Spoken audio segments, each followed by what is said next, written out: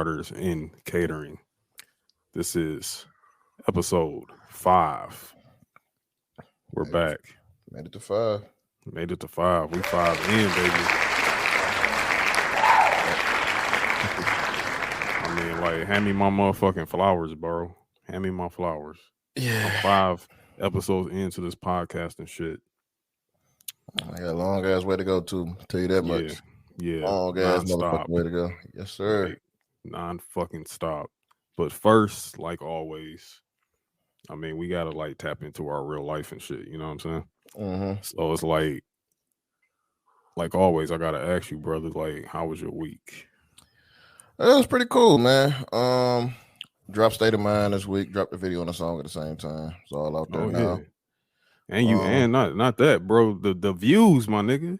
Oh yeah, we got 3.5 right now. Should be going up a little more. Hey, put them fucking ones up. Put them fucking ones up.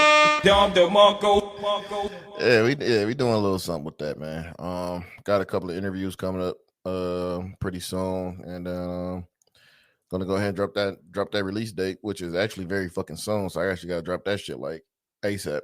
So you'll be hearing about probably when this episode drop. Y'all probably be getting a release date or so. I don't know, but yeah, it's just been a cool week, man. Just grinded out the week. Drop some shit. Got some great feedback on everything. So you about to see what next week holds, man. For real. Yeah, for sure, Yeah. man. Like, what's going on with you, man? I am just having I'm having a pretty good week, bro. Like, I'm not gonna hold you. Like, it's a pretty good week. Good. Like, just enjoying, you know what I'm saying? Like, a lot of different beginnings and new beginnings and all of that. Like, just, looking forward to, like, just my future as a whole, you know what I'm saying? Mm-hmm. Like, in my personal life and everything like that. Just, being grateful, you know what I'm saying? Being grateful for, a lot of shifts, a lot of shifting things, moving about. So yeah, it's that, and the occasional, working, we do have to have regular jobs. So, that's a part of everything. But, careers could be changing soon too. So that's another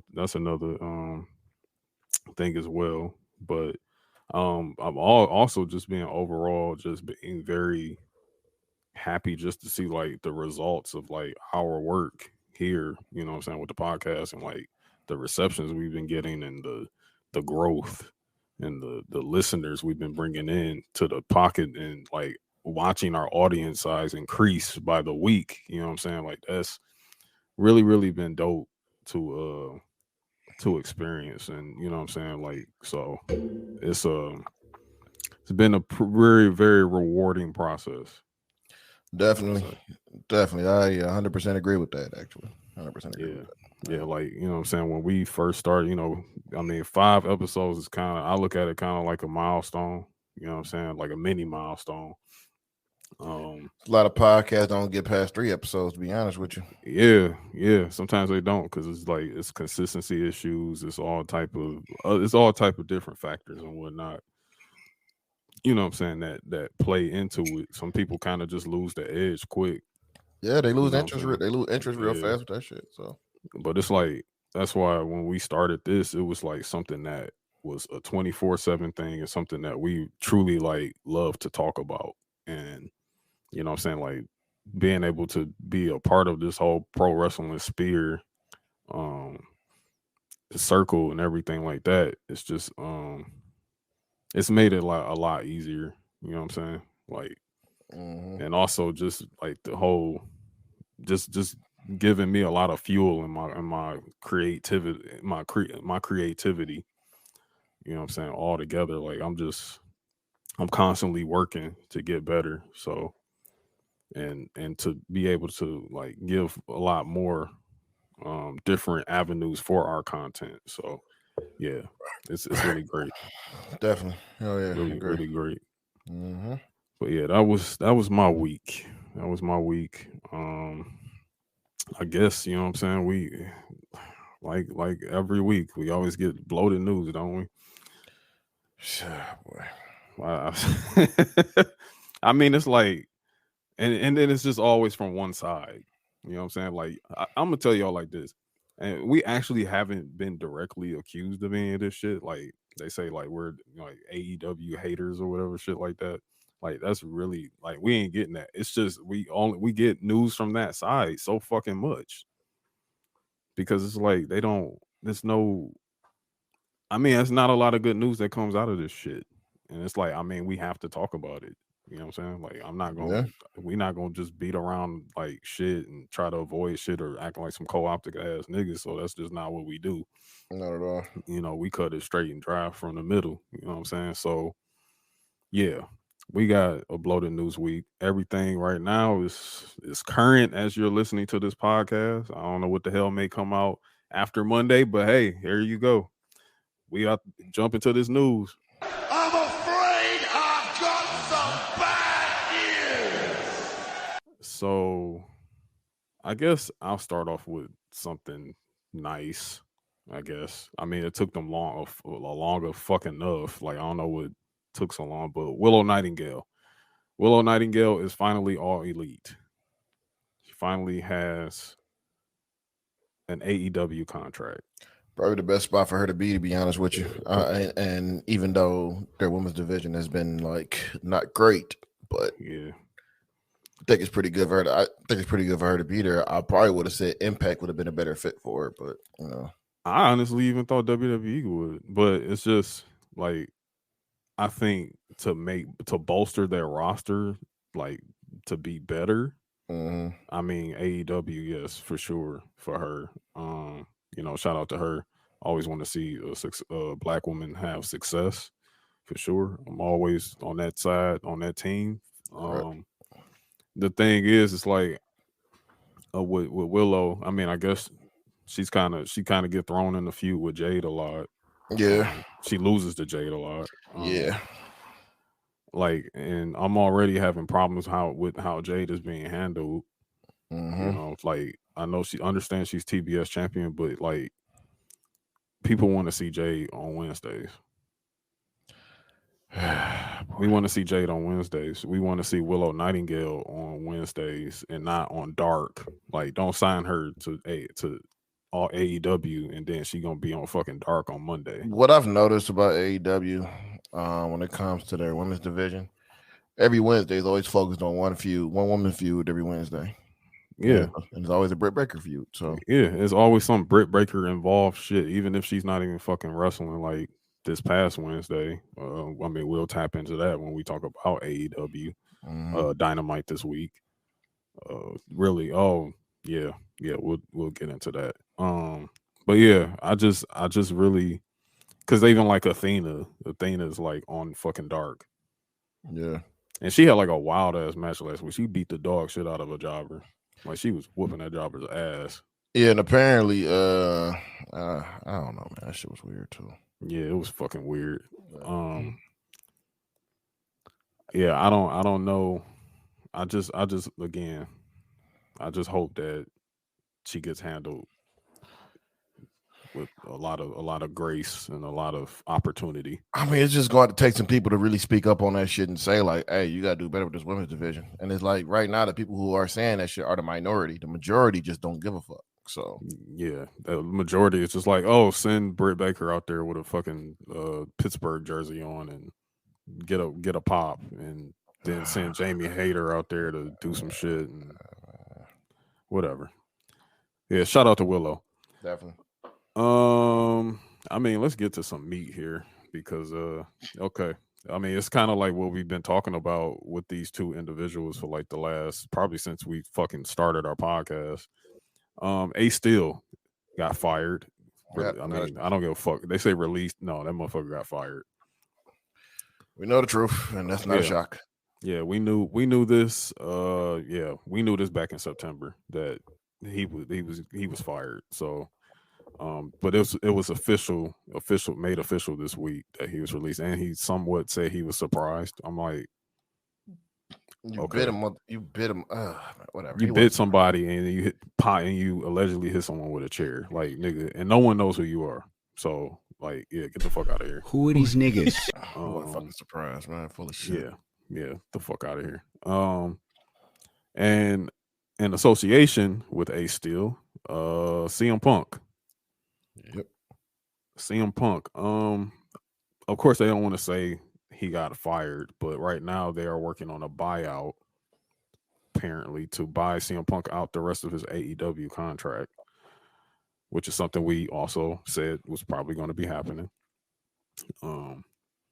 So I don't know. I mean, some people are trying to say like, you think WWE is interested in bringing him back? For what? Money is money. Is money. Money will be involved in that. But to be honest with you, man, I think this is the last time you'll see CM Punk in the fucking wrestling ring. To be honest with you, And I'm okay with that. me too. I mean, he served his purpose. He'll probably get a Hall of Fame. He'll probably get a Hall of Fame induction. You know, after he said sorry a lot. Yeah, he's gonna. Yeah, he goes a lot of apologies. Yeah, so you'll probably get that. It'll be, you know what I'm saying? I'm not seeing Meltzer come up with that report that's saying like Triple H is willing to do anything to make this successful for his first time running in WWE. But I'm like, I don't know. You know, it's just like, do you really want to bring that man back? Like I look at the potential feuds he can have. He can like Seth Rollins is like top of the list. Mm-hmm. Shit, Roman he'll have to kneel and kiss the motherfucking ring because yeah. Oh yeah, because he have to lay on his back for Roman. Talked all that shit about that man, and now look. So you got that. CM Punk, Johnny Gargano, CM Punk. You know what I'm saying? Ciampa. Like there's a bunch of feuds out there for him. Ready to put him in the ring with Gunther. Yeah, okay. So you trying to see him? You trying to see him act? I mean, that's not me calling Gunther unsafe or anything. Like Gunther's very safe. He's a very safe. He's a very very safe gonna man. Be seeing CM Punk get ragdolled, but I honestly I feel like if he wants to have a redemption song or whatever in WWE again, I think you should put his ass at the PC and he should just be coaching. He should be coaching. You give him a documentary series. You know, you put him on Steve Austin's podcast so Austin can Broken Skull Sessions, so Austin can tear his ass up. So you had a match with Sammy Guevara. What happened out there? What happened out there? So wait, here you go. I got you. Yeah. So yeah, it's the end of All Out, man. You just got done with your media scrum. You go to the back, and then you got, you know, the Nick and Matt Jackson busting there with Kenny Omega, and the first thing you do is throw a punch. What happened there, son? Are you working or shooting? You know? Or did you shoot to work? Or did you get worked into a shoot? I think like the thing here, like that's what I'm saying. He gonna have to eat a lot. He gonna have to eat a lot of fucking crow. Like you give him, like that's what I'm saying. You give him those things. Like honestly, CM Punk cannot go in the ring anymore to me. Soda Man is not nice. Honestly, I've never been appealed by his ring work at all. Like really, I'm just gonna keep it honest with you. I mean, his finisher he stole from fucking Kenta anyway. So I mean, without even getting Kenta's blessing, and Kenta still roasts his ass for that to this day about it. But yeah, so I mean, like I'm really not super interested in seeing him in the ring. I will say this to be fair that maybe I would have liked to see him actually have a run with that AEW championship that he won, like an actual run, not the silly shit that was going on for that week and a half of, you know, before All Out. Yeah. But I mean, I understand he was like he was nursing an injury in between that time, but it's just like I actually kind of would have liked to see him have a run and be the guy over there for a minute. But yeah, which I'm sure would have been cool, man. Yeah, like somebody like I've been seeing a lot of comparisons to this shit. Like everybody compares CM Punk to the Aaron Rodgers of the NFL, Aaron Rodgers of the wrestling world. No. I mean, I can see that. You know, they got the similar look and everything, but I don't know. Like as far as sports wise, I don't really know who to compare him to. I mean, somebody got to be polarized. Somebody that's polar. I mean, Aaron Rodgers is Very polarizing, but polarizing. Yeah. Aaron Rodgers has had times where he has been the man. He may Mhm. not, you know. I mean, he won a Super Bowl. He did win a Super Bowl, but after the Super Bowl, I mean, he's won multiple MVPs. You know what I'm saying? Like he's had big moments, like CM Punk, like people was over here trying to like show moments that he's had, and I'm just like, bro, like he hasn't enhanced any talent. Like, CM Punk became what he hated. yeah, He became Hulk Hogan. he became like in a sense he became Hulk Hogan, and also became the old man yelling at the cloud. Like that's that's what we got. Like that's his legacy to me right now. Like I don't care. Like I don't I just don't have it there. Like that's why I say like if you want a true redemption arc or whatever, I mean, I don't want you coming back to try to get your WrestleMania moment. Like, I don't care. See if he do come back, he's definitely gonna be in a part-time schedule. He's gonna have a Brock schedule. He's not gonna get paid like Brock, but he's gonna have a Brock Yeah, schedule. yeah, And yeah, he's gonna wrestle. He's still gonna wrestle. I mean, there's still some matches. There's still some matches out there for that man. yeah, He just won't be a full-time employee because I think a lot of people in that back don't fuck with him. yeah. They don't, and I mean, a lot of people at AEW clearly don't, because as you saw, like Chris Jericho today was shading. I don't know if you saw that, but Chris Jericho was shading him a lot today. Chris Jericho's shading every fucking body. That's what Chris Jericho does. I mean, Yeah. whatever. Like, I don't know. Chris Jericho's weird sometimes. But yeah, yeah, that's what we got, I guess, on Soda Man and Ace Steel. Moving on. So I mean, we'll get into it when we talk about Dynamite, but Adam Page, he was injured in the main event on Dynamite Yeah. this past week. Um I guess he was put into concussion protocol.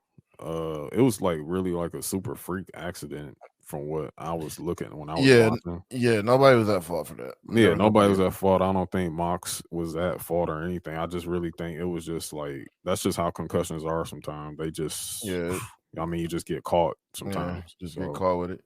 Having a pretty good match too. Yeah, they really were. Outside of Mox bleeding like 2 minutes in the match, but yeah, we'll talk about that shit. Like again, like John, I just don't understand. Like, sure, yeah, they said Adam Page is okay. He's able to move all his extremities, have fillers in extremities and all of that. So that's a good thing. Yeah, and I feel like they handled it well. Like, announce team handled it well. The production team kind of handled the whole situation well. Didn't have a camera on him or nothing like that. That was really good. Yeah. That was really good. Yeah, that was fair. Because I was just like, bro, y'all better not be fucking shooting right now. And I hope that when he does return, y'all don't turn this into a work shoot like y'all do everything. They're gonna turn that into a work shoot. Because I mean, I just want y'all to surprise me one time and not do that stupid shit. But hey, it is what it is.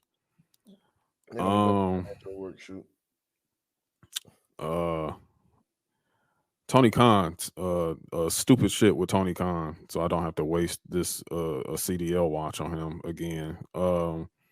He says in terms of AEW competing with WWE in a Sports Illustrated article, I don't know why you think you're a competition, Tony, but whatever. We are a major company. We are the Pepsi of pro wrestling. Pepsi has their own identity and strong brand affinity, which is what we're building.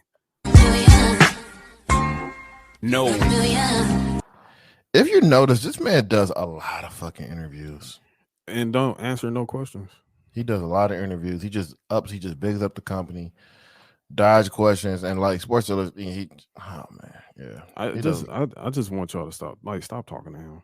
I mean, I get like I know y'all got this y'all jobs, but it's just like a waste of fucking time, man. It's a waste of time because he's always gonna say he's saying stupid things. A lot of interviews. Stupid. A lot of fucking interviews, dude. Like I don't think this man did like 10 interviews this year. Maybe more. It's accounted to almost nothing. Like it's done nothing. It's an ego stroke. That's all it is, an ego stroke. But it's Yeah. just fine. All right, cool. You compare yourself to Pepsi. Congratulations. Congrats. Yeah. Whatever, Tony. Fuck off. What are we gonna do from there? I like improve. Whatever. I'm not about to get into that, but yeah, congratulations, bro. You're Pepsi. Yeah. Anyway, I guess that was new. Did you have any segs or anything? I mean, in another stroke of ego, Variety reported that Chris Jericho had an extension. He's there for 2025. He's part of creative, training the youth, still heard that. I mean, shit, go ahead and get the bag, Chris. Shit, go ahead and get the bag. I have a question. What's up? Why did they hand this off to Variety? Ego stroke. I mean, who, okay, when Cody came to WWE, that was huge. I mean, came to WrestleMania, huge. Do the Variety part, that's big. I don't think anyone gives a fuck that Chris Jericho signed a 3-year extension and go to Variety. I mean, it's bro, and then you talk about, I'm going to enhance talent with. We all know, sure, whatever, Chris. You're not gonna do that without putting yourself over. That's what you do. You always in the business of putting yourself over, and whatever new reinventions of characters that you bring back to the forefront, that's what you do, Chris. Shut the fuck up. I'm expecting you to do this shit, bro. When you say I'm here to enhance and all this shit, no fucking shit, Chris. Mox, Mox is gonna do that shit. Mox, I would if they put Mox in the Variety, then I'm okay, this is more fucking sensible. They probably tried to, but Mox don't give a fuck about that shit, man. I mean, he doesn't. Mox doesn't, but I'm just saying, if they PR wanted to hand something off to I mean, but Mox is the guy. That's what I'm saying. The thing is, he just does not do interviews at all. You can't you have to catch this man on a good day to do an interview. Yeah. And that's probably why they probably wanted to interview him. He nah, I ain't doing this shit. Yeah, and that's fair. That's fair if that. He's almost like Timothy Thatcher in a way. Actually, they are pretty fucking similar. If there was a way that Mox have a satellite phone, like a motherfucker. Yeah, he'd be out there. He no longer drink, but he'd be out there with some non-alcoholic ass beer, out there in the forest somewhere or some shit. Hunting with Renee, shit like that. Yeah, yeah. So. But hey, I mean, who knows? Whatever.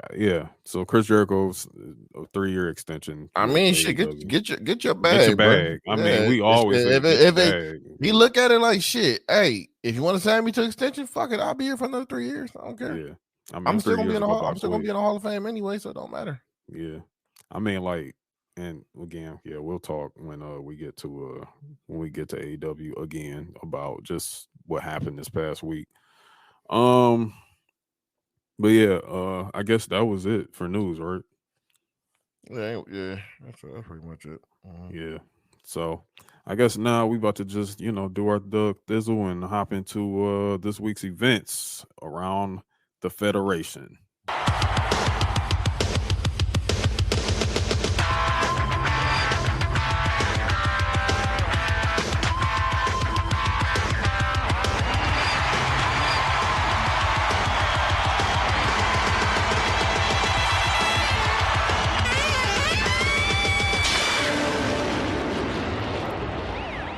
Don DeMarco.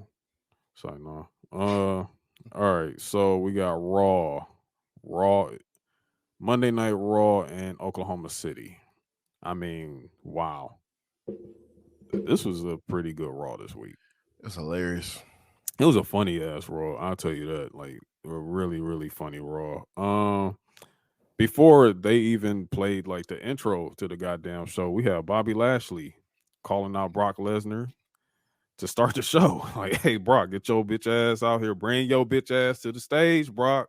That's exactly what Bobby was on that night. Anybody seen Lil Flip? That's the energy that we was getting from Bobby Lashley. And Cowboy Brock came out there. Yeah, and nigga, I'm no hoe. Yeah, I ain't no hoe. I'm Brock fucking Lesnar. This is what I do. But I'm gonna tell you something though. He may have came out that way, but he did not leave that way. He definitely Because leave that Bobby way. Lashley beat the dog shit out of Brock Lesnar in front of everybody's friends and families that was inside there and watching nationwide. Hey man, Bobby was heated. Yeah. Bobby was heated like a motherfucker, and Yeah. that's how you book that man. You keep that man strong, and he just beat the shit. You beat the shit out of a world beater. Yeah, I mean that's exactly, and I'm very pleased with how this ended. I mean, because at first it was, at first it was looking like okay, Brock on the whooping him, but nah, Bobby, oof, Put that man, barricade, announce that table, barricade, announce table, all that shit. all that shit. He tore Brock up. Brock got put on a fucking t-shirt on Monday early, and that was the end of Brock Lesnar. For Monday night, Bobby looked strong. That was it for Bobby that night too. They got him. They got Bobby the fuck Yeah, up out that yeah, they got building, Bobby man. up out of there. They had the whole roster out there. Matter of fact, I peeped. You know what I'm saying? The funny this is how I know like people was having too much fun. I looked at Shelton Benjamin's face, bro. That motherfucker, like he was laughing so hard at all this shit. They was all breaking up the fight. Like I thought the shit was funny as hell. And Sheldon, like nigga, I'm here. I'm a check stealer, nigga. Yeah, I'm stealing. they pulled Shelton out of catering, bro. Like that shit was wild. Like we ain't seen Shelton Benjamin in like since last summer. So that was pretty cool. But yeah, so we're official for Crown Jewel for Bobby and Brock Lesnar. At Crown Jewel. I mean, the last time we saw them in the ring actually was in Saudi for the Elimination Chamber last year. Yep. Um, Bobby got injured. He wasn't. yeah, part of Bobby got the injury play. So he pretty much lost the title that night, and then that put the title on Brock before WrestleMania. it. Brock absolutely destroyed Austin Theory. Yeah, he tore Austin Theory ass up. He wasn't Riddle in that match too. Yeah, Riddle was in there. Riddle got toe up. That was their first Everybody got interaction, fucked and up. Brock beat his Yeah, ass. yeah, Brock beat dog shit out of Riddle. Like he tore them motherfuckers up. So yeah, so that was the last interaction between them. The match that they had before that was Royal Rumble. The last Royal Rumble, Bobby ended up winning, but Roman interfered with the title spot on Brock. So this should be an interesting bout for Crown Jewel, like really interesting. I think Bobby gonna go over. I got a feeling Bobby's probably gonna win this one too. I think so too. But I mean, Brock has lost, so he just lost against Roman. So like, I don't know. I don't know if you want to give Brock a win right now. Maybe you might want to, depending on what your plan is. Past. I'll say this: if Brock wins, you might be getting Brock versus Roman part like 99 or some shit. I really don't want that. I really want Brock and Roman to be done. Like I want that. I want it over. That just over and done with. I feel like this is my thing. I feel like if Brock wins this, then you run it back with him and Bobby at WrestleMania. Yeah, I would love for a title to be involved in that, but it won't be. It won't. Yeah, probably it won't be a title involved. So, but it's a big money match, I guess. You know what I'm saying? It's a big stakes match. Like you get that to us again so that would be what, part 3. So yeah, give them a trilogy. Like give them a trilogy. So that was that. So we moving on to next, OC versus Alpha Academy. Cool match. Yeah, it was cool. I just don't want to see Gallows wrestle. Like hey man, I hate to say this, but them motherfuckers are sports entertainment for real. They are sports entertainment, man. Sports entertainment. They are, and they absolutely are sports entertainment. Especially Gallows, man. Especially Gallows. Like Gallows, like when they has that Southpaw regional wrestling shit, Gallows was demanding that bitch. Oh, I mean, Gallows is funny. Period. Yeah. Tex Ferguson. Yeah, I remember he was Tex Ferguson. Yeah. I'm gonna actually like go back and start and rewatch some of this. Man, that stupid motherfucker shit. hopped out that motherfucking Camaro, man, with them damn white boots on and shit. Like that's what I'm saying. Him as a character is like funny. Like when he's in the ring, I'm just like, bro, like what are we doing? Like no I mean, one wants to he's just a lumbering big man that be throwing the soup bones like Taker be throwing them bitches.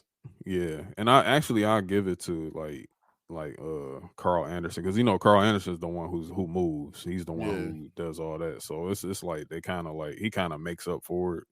But yeah, this was a good match. I mean, they win with the Magic Killer on Gable.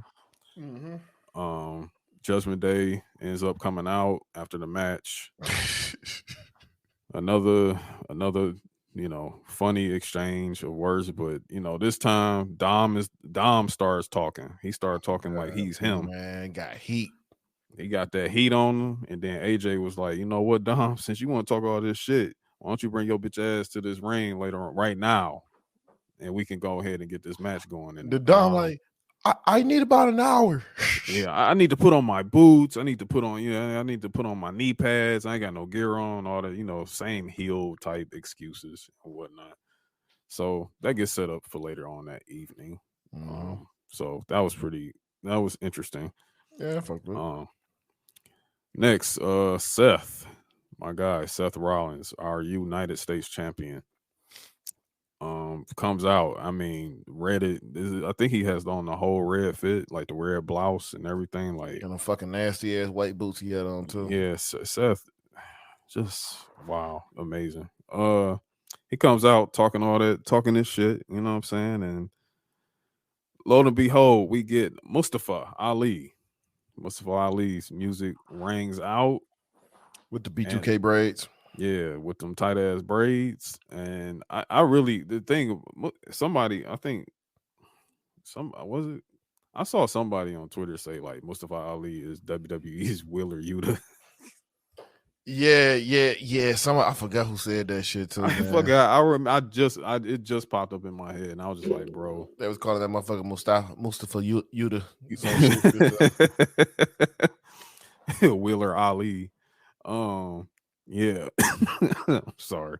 Yeah, he comes out. I just really want him to get a reaction, because I mean I hear his music more than I hear like the crowd when he comes out. And I actually like Mustafa. And you know what's crazy? It's been like that for his whole fucking career.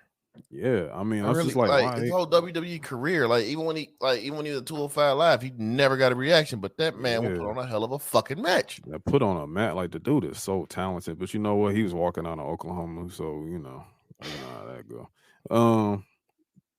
Well, yeah. But even still, like you said before that, it's just like I just hear his music and I'm just like, damn.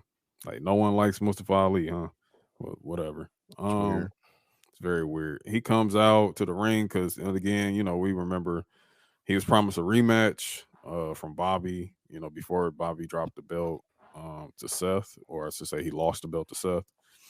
And Seth attacks him, throws him into the ring post, and that was a crazy ass spot because I heard like that shit sound like the bell rang off. I ain't gonna lie, I'm getting cooked. I was like, shit. Like he sold the fuck out of that too. Yeah, he sold that shit. My man sold. So turn up Mustafa Ali.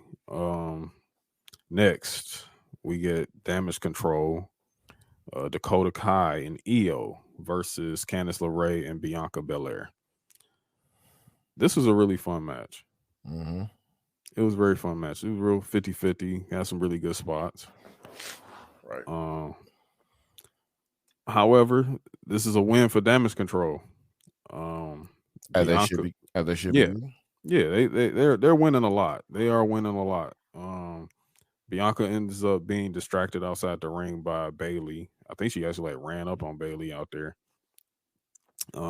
She gets distracted. She's not able to make the save for Candice, who she ate the pin off of this double team, like swinging double team arm drag or doomsday device. That shit was crazy. Like, that was wild as fuck. And I'm starting to see a narrative here right now. Bianca get distracted on saving Candice when Candice gets her ass whooped and pinned. So yeah, I think we're about to see something there. Yeah, maybe. I don't know yet, but it's interesting. You know what I'm saying? So because Candace actually won last week. Yeah, she won the week prior. She beat Then she got beat. Dakota, Then she got she paying Bailey. So You know what I'm saying? She pinned Bailey. Oh yeah, she got the roll up on Bailey. Yeah, that's what Yeah. happened. Yeah, And then Bianca tried to come out there and save her, and they both got beat then they up. both got their ass whooped. Yeah. So, it's gonna be interesting here. I think next Monday, there's the rematch between Bianca and Bailey. From the ladder match at Extreme Rules. So Bailey's getting another shot at Bianca. So yeah, that was that. Miz Miz is like in the back. He's running from the grind.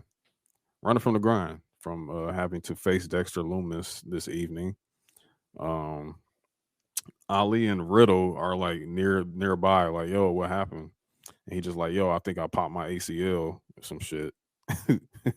Riddle was back on that silly shit too. Yeah, Riddle's was back on his silly tip again. It's like once he entered that feud with Rollins, he got back silly and said, "Well, nah," because I think he's still that feud. He's still, that feud is on. still kind of still there. You know what I'm saying? Like, I don't think we're done yet with those two. Right. But especially when we talk about later on in the night. But because Seth and Riddle had their bout later that evening. But yeah, Miz is like running from the grind. Also, we start to see Johnny Gargano tap in and start fucking with Miz too. Yeah. So that was pretty cool. Definitely something there with that as well. Yeah, definitely something there. So yeah, that was cool. Cora Jade pulls up. She recruits Rhea Ripley to come to NXT. Talk about that later on. Then probably like the funniest shit all night. My guy JBL, John Bradshaw Layfield, Texas. wrestling god. Texas, nothing but Texas. He is back. He is back in the ring and reintroducing us to the new Baron Corbin. Before he introduces the Baron Corbin, he absolutely shitted on Oklahoma City. Yeah, he turned the fuck up, man. Like, this is what like JBL is a fucking generational heel. Like, he was like, because Oklahoma lost to Texas earlier that week in the Red River Classic.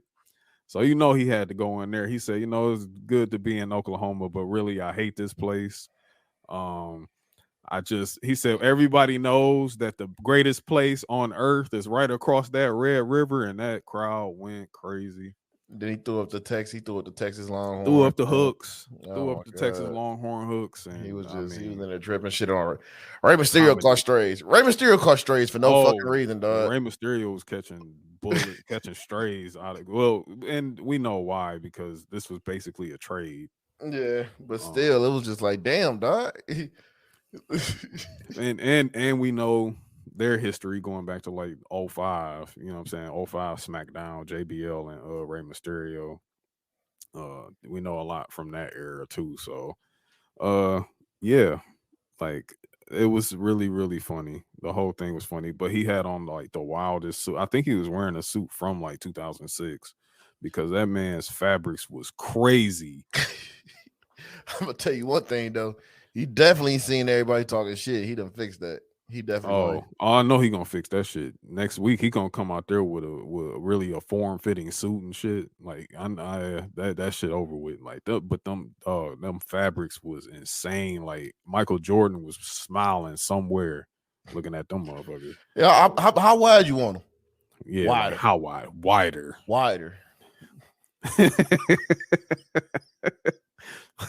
But yeah. Oh, and he wasn't just shooting on Rey Mysterio. He was also giving bars to Dolph Ziggler. Dolph ain't deserve that shit, man. Dolph ain't even deserve that shit. Like, he was just roasting Dolph Ziggler. I'm like, dog, Dolph ain't even been on like TV. He just he called Dolph a check stealer, and I was like, you know what? He kind of got a point.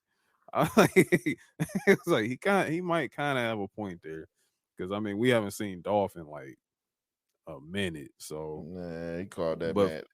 Oh god. salute to Dolph. I fuck with Dolph, man. I'm sorry, Dolph is one of the best workhorses in the industry, bro. But that ends up bringing out new Corbin.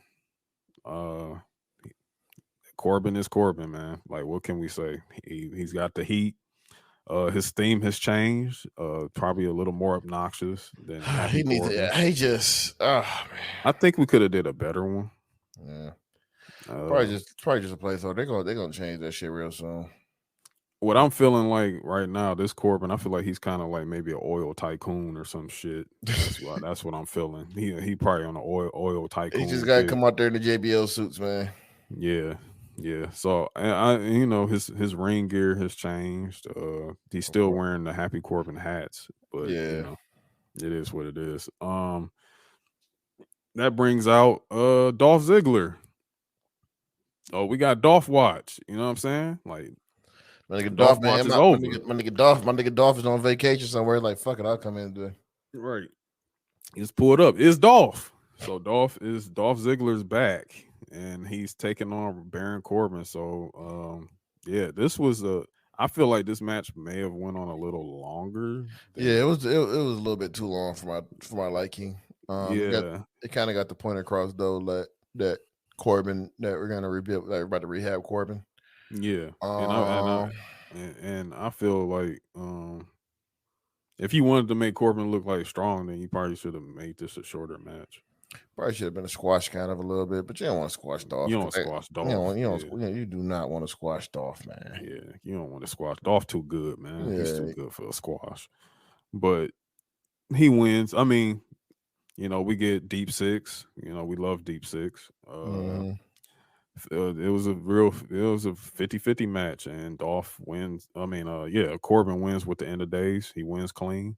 JBL's at the announce table, being JBL, going off. I mean, it's just like, JBL, please just come back to commentary, but we're not gonna get that. Man, the funniest thing about JBL on commentary, I remember it was Booker T. It was King Booker, Michael Cole, and JBL. And I guess it was Bobby Lashley versus Finley in the match. And, you know, Finley was part of Booker T's like Royal Guard or some shit like that. Yeah. Here come he like, what about Finley, the man who left the fight? And then JBL like, shut up. He just said that shit. Like he be going in on Michael Cole sometimes, dog. Yeah. Like, like JBL's a heel through and through, like, period. Like, he like shut up. I gotta find that shit, man. Like, no, their dynamic was fucking ridiculous, man. But no, imagine at a point though, it was JBL, Booker T, and Michael Cole on commentary. It was like that's oh my god. Like, we really had, like, they were on Raw, right? Yeah, they were on Raw. Yeah, they was on Raw. Yeah, that wow. Yeah, it did. We did have that time. That I want to say that was like around. Was that around CM Punk was there? Yeah, he like was. The summer of Punk. Yeah, no. Yeah, it was around that time. Yeah, it was around that time. So that was some time. That was almost 12 years ago. But yeah, that was the end of that. We get back to Johnny Gargano trolling Miz. Yep. He's like, you know, oh, hey, what's up, Dex? And then next thing you know, Miz hops on the supposed injured ACL, and he's like, oh, I guess you can go then. Like, so we're building something there. Yeah, we're building something there. Something interesting to note. Johnny was just telling Miz, like, yo, if you really trying to, like, understand why Dex is doing this to you, why don't you just tell the truth? We have no idea what that truth is. Somebody had a theory, say it got something to do with Indy Hartwell. I don't. Yeah, who knows? Maybe. Yeah, we're gonna find out. We're gonna find out. We'll find out eventually. We get past that. Cameron Grimes comes to recruit the OC, and the OC. Hey, Sports entertainment. Sports entertainment. But at the same time, I think they were kind of like playing on like their whole situation too. They just like, yo, we bag chasers in real life. So if you want us to come to NXT tomorrow, then we need that money. And we all know Cameron Grimes is the crypto maniac And to the moon. AJ was like, I don't know if he got any more money like that guy. Yeah, he was like, yeah, crypto ain't really doing good right now, so we don't know. But yeah, so Cameron Grimes came to recruit the OC. No, hold on. He's like, hey, Uncle Allen, this is the guy with all the money. They called him Uncle Allen. And then fucking Carl Anderson gripped an ass like, you want to sell your ring gear after this match, man? You can make a lot of money off of it. Fucking gripped. Oh man, yeah, I like this gimmick for him. I mean, it's real life for him, but I like this shit. Yeah, definitely. Definitely was fucking with that. Called that man Uncle Allen. Uncle Allen. And that takes us into AJ Styles with the OC versus Dominic and with the Judgment Day. Mm-hmm. This match is hilarious because at the beginning, AJ was just beating the dog shit out of Dominic, like whooping his ass all over that goddamn ring. He needed interference. Dominic needed interference. He needed help, which he got from the Judgment Day. One thing about Dominic, okay, like why is he still doing the 619? I don't know, man. Like, I mean, he's been at the PC training, so that he's going to develop a new. He has. Yes, he's been down there. It doesn't show. I don't fucking show because he's gotten better. He's going down there training. Man, they need to lock that nigga in that motherfucker. You talking about sending that nigga to MLW? Dog, I'm like, bro, like I'm sending that nigga to Evolve or some shit. Evolve is dead. He told him. Oh yeah. I mean, whatever. Bring it back to send his ass there. See, the scariest thing about Dime right now, he sounds like Sammy Guevara so fucking much, man. It bothers the shit out of me. But it's not. But he doesn't irritate me like Sammy Guevara does. Like Dom is just there. He's just there. Yeah, he's just there. Like it's just like you're there, and then like you doing like you trying to like mimic your dad, and it's just like that just lets me know just how terrible Dominic is because you see Ray is like damn near 50, and he moving like how he moves still, and Dominic has the same move set, and he's just like so terrible at delivering. It's just like, bro, I mean, you're taller than your father too. Yeah, you need a taller. He need a taller move set, like taller move set. You probably should go study up on Andrade and Santos. And Santos, yeah. Oh, really? You know what's real? Yeah. He should run with the Eddie Guerrero moveset. I mean, they already doing fucking Eddie tributes every time they in the fucking ring. Like, I'm like, I don't think you really got it in you to have an Eddie moveset, honestly. Probably. I mean, honestly, he need to train with like Dean Malenko or some shit. That ain't happening. You know what I'm saying? Like he need like the Dean Malenko moveset, like with a little speed to it. But he like Dominic is just not like, no, you're not nice. But AJ really carried him in this match. Like he carried him. AJ would carry motherfucker. AJ carry any goddamn body. Yeah. Though, you know what I'm saying? But so yeah, we get interference by the Judgment Day. Dominic actually wins with a roll up because of Rey's interference. Crazy. So getting a pin on AJ Styles is pretty big. I'll tell you that. So salute to AJ. I just got a feeling Edge about to show back up again pretty soon too. My nigga Duke Nukem about to show back up. I just, you know what I'm saying? Because when it comes to Edge, I mean, I still feel like he should have just stayed in Judgment Day. I agree, but he said he went with the spooky shit, and then they deterred away from the spooky shit, and they just beating everybody's ass. And it's like I'm like okay with that. And then Edge is just like Edge didn't even have to wrestle, just be a mouthpiece. And then Finn is also a mouthpiece too. You know what I'm saying? But I mean, Finn is a mouthpiece. So is Damian. So Damian talks too. So it's just like. It would have been a shared thing, but whatever. Damian sounds like a fucking monster when he be talking and shit. Yeah, the shit is funny though. The shit like really, really funny when Damien, you're done. You're washed. It's over. So we move past that.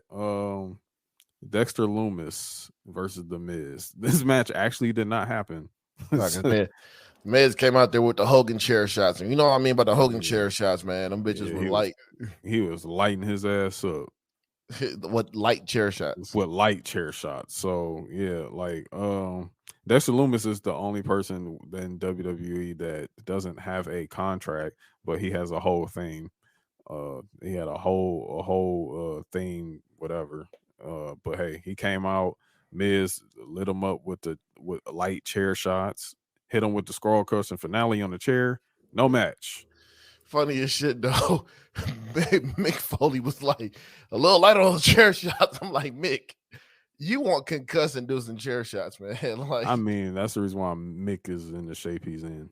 I mean, well, that's just part of the reason. He said a little light in those chair shots. Like Mick, you just had like double hip replacements and all types of shit. Like, bro, like I don't think you should really be tapping in to try to tell people like, yo, you need to reel it in on those chair shots. It's like, I Mick, mean, shit. The chair shot he took from the Rock, man.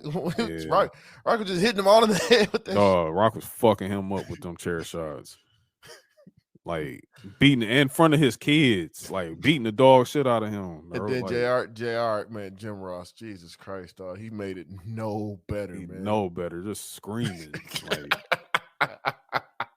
we'll definitely be tapping into shit like that when we start talking about old attitude era. Hey shit. man, well, I always try to find this video. Somebody got slammed to the concrete. Just like, oh man, he got slammed to that concrete.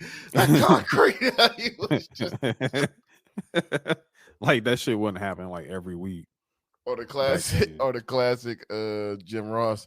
It's me, Austin. Oh, son of a bitch.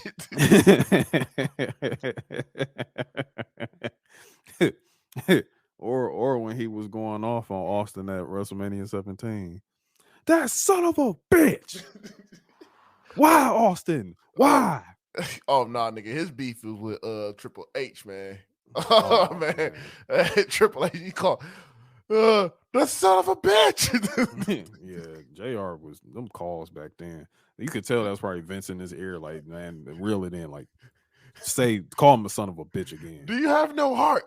Do you have no soul? That son of a bitch. Like, it's like, bro, like, dude's about to get up and about to walk to the back. Like, no, Michael's caught that damn. No, Triple H beating the shit out of something. Hey man, come on, we gotta finish this shit up. Man, we gotta finish this shit up, dog. I'm gonna keep going about this shit. Yeah, man. we'll keep going. Oh my god, dog. JR is fucking hilarious. More silly shit. Elias is back. Elias is back. Zeke is the fuck up out of here. He packed the fuck up. Zeke is dead. R.I.P. Zeke. Yeah, he's out of here. He's in fucking, I don't know. He's gone. Yeah. Shout out Zeke.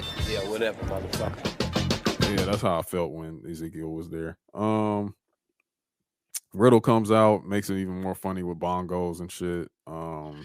He was just goofy. He really just walked out there looking goofy as hell with that shit. Yeah, with some bongos, like, hey, can we play and all this shit? And I'm just like, I'm looking at the time. I'm like, yo, ain't we supposed to be having a match?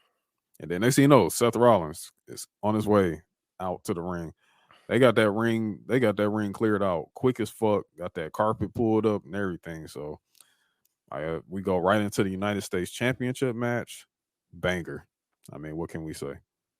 Another like they're great dancing partners. Great chemistry. They don't like each other. That shit wild to me. But you know, that's how it is. But yeah, I mean, that was Sean and Brett basically back. And they put Elias slept the fuck out of Seth though with this knee strike. Man, Elias have clean ass knee jumping knees. Yeah, he cleared Seth's shit on the outside of the ring. Like that shit was crazy.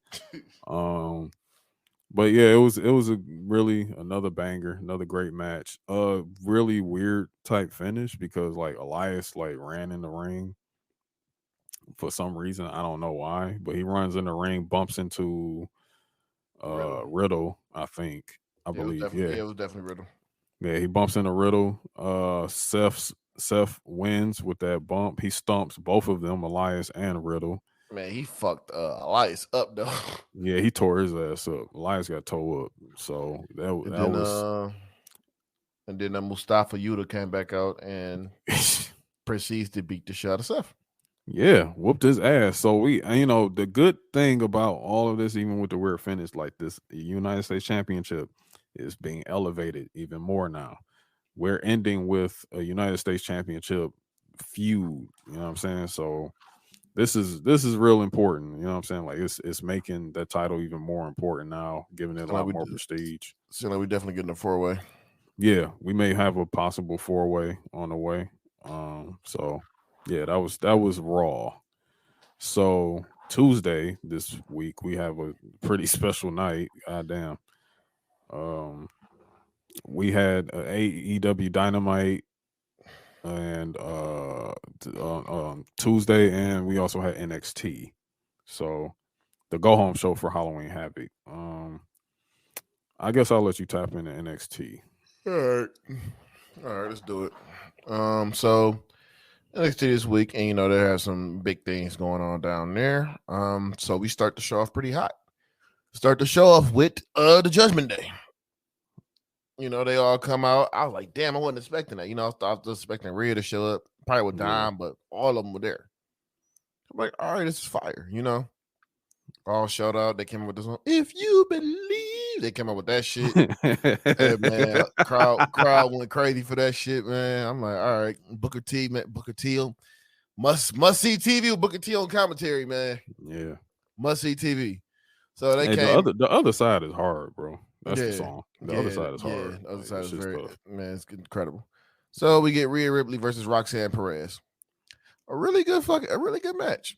Really good match. Roxanne was getting her ass whooped. She was in that bitch fighting for her motherfucking life, but yeah, she got tore up. Yeah, but she was definitely handling her own.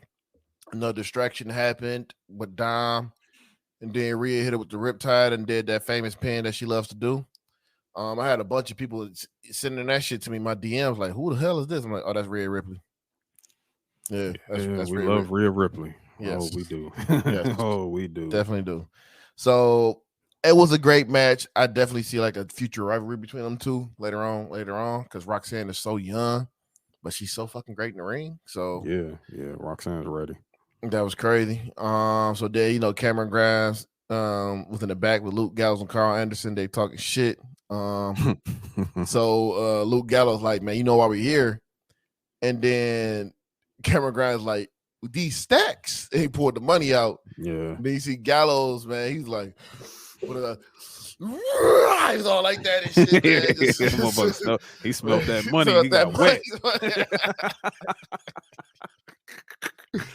Oh my god, man. They gotta keep this gimmick going, man. They might be the new APA. That's what I'm saying. Like APA, that's what they're like. Yo, where the money at? Like, and then he got Anderson. Yeah, we love that paper. We love that paper. Comedy. Oh my god! Then Tony D'Angelo comes to the ring with the stacks, and they find out. Oh yeah, this was funny. So they get in the ring. They like, so you want to know who your mystery opponent is? Your mystery opponent will be known right at the commercial break. And everybody started booing. I'm like, all right. Yeah, Tony D was funny for that. I'm like, all right. So then we come back from commercial. Grayson Waller being interviewed by McKenzie. So he's gonna beat Apollo Crews, and then Chucky pop on the screen like, bitch, you ain't about to do shit. So yeah, he freaked out, left, and everything, and then we get back to the ring, and see, I thought the mystery opponent was gonna be Braun just to run through him. That's what I thought too. But it was actually Shinsuke Nakamura, which is a pleasant surprise. Yeah, crowd went crazy for Shinsuke. NXT legend for sure. And this was a squash match. And Nakamura whooped his ass. And after that match, Stacks was like, Stacks was rolling out the ring. He was fucked up. And Tony D was like, you know what? You got heart. You know what I'm saying? You are a cornerstone. You are a cornerstone of the family. And I'm proud of you. Matter of fact, he took 2 Kinshasas.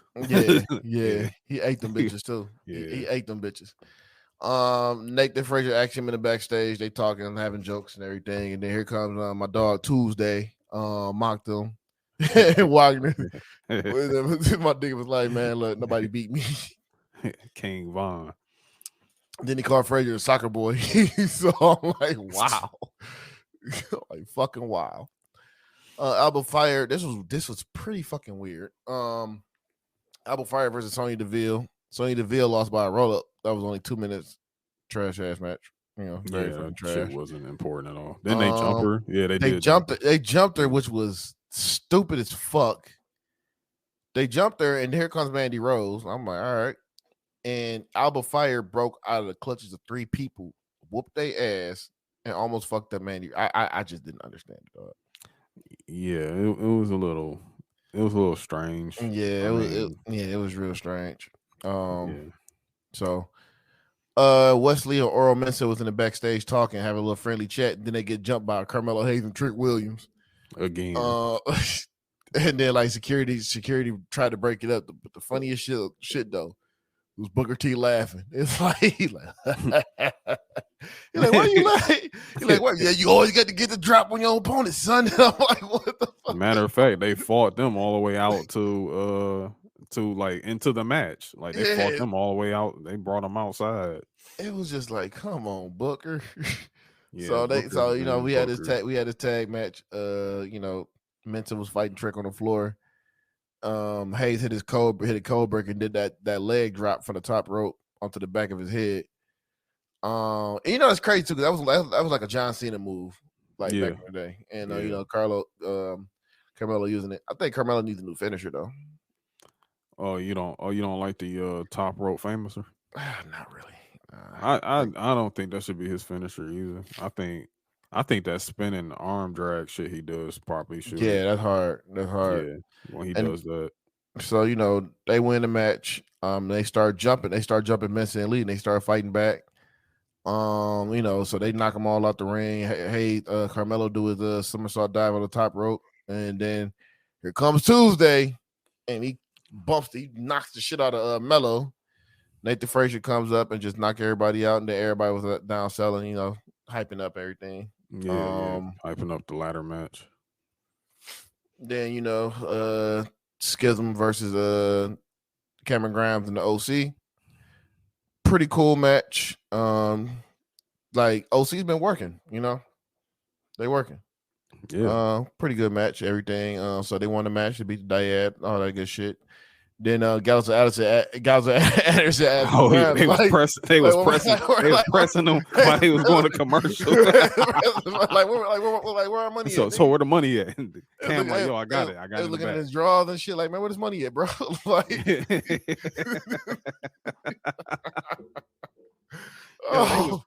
they was pressing him, man. Like they was probably gonna take him to the back, they was gonna beat the shit. Hey, pick one. It's gonna be the casino. It's gonna be the casino movie, right? All over again. So next thing we see is Veer Mahan talking to Mackenzie. Veer was like, like what he said last week was just for Sanga. Nobody else. Sanga walking up to Veer, calling him brother, and then he said he was ready. So I guess we're getting a tag team back. They're not gonna be monsters, nothing like that. They're gonna be some smooth ass motherfuckers wearing suits and shit. You know what I'm saying? A few of them were Pretty Deadly. Why the fuck not? Let's just get that shit out. Why not? Yeah, get Pretty Deadly and more teams. They need more teams, man. Especially how I feel about like Brooks and Jensen right now. I feel like they're gonna be moving up soon. They moving up soon. Yeah. They're taking Fallon Henley with them too. That's probably gonna be feuding with Legato or some shit. Yeah. Oh no, I think they're gonna go to Raw. Oh, they might. I feel like they might be a Raw tag team. So we had Julius Creed and Damon Kemp interview. Julius Creed, great mic skills, going off on him. Yeah, man. Julius Creed got some. I don't know, man. He got some. That man can talk. Yeah, Julius is like the full package, bro. Yeah, they said they're pretty much comparing him to John Cena. Yeah, I remember they was trying to early on they was trying to compare him to Brock. They was like, yeah, he's the Brock, but Brock is not. Brock can talk, but he's not. But he's not like Julius Creed can talk. Like that man can talk. So I like what I'm saying. It felt personal. It really he cooked Damon Kent with the Gable Stevenson reference. Yeah, saying like, He I cooked. gotta get the less better brother. Yeah.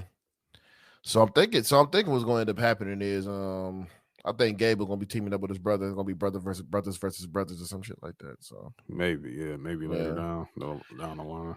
Halloween Havoc hosting an announcement. They announced it was Shotzi. Professional check stealer Zion Quinn comes out. Says he wants to be followed by another check stealer. Quincy Elliott. Yeah. Booker T. I'm not even gonna get into that, but Booker T was But Booker T was on some shit. But so they just start they start arguing about who's gonna be the co-host for her. So they had a match. Whatever. Quincy Elliott won, so he's now the co-host for Halloween Havoc.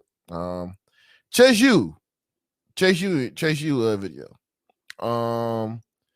Yes. So Sports Entertainment 101. Andre Chase. Yeah. So they showed a video of Tia Hale. They showed a video with Tia Hale. She wanted to face Kiana James again. So Andre Chase like, we'll make it happen. So Andre Chase started breaking down Halloween Havoc and talking about all the different matches from Halloween Havoc. And then Chucky shows up and Bodie went off and Chucky was like, I will fuck you up. And then everything got quiet. A lot of cussing and shit. But that's what it is.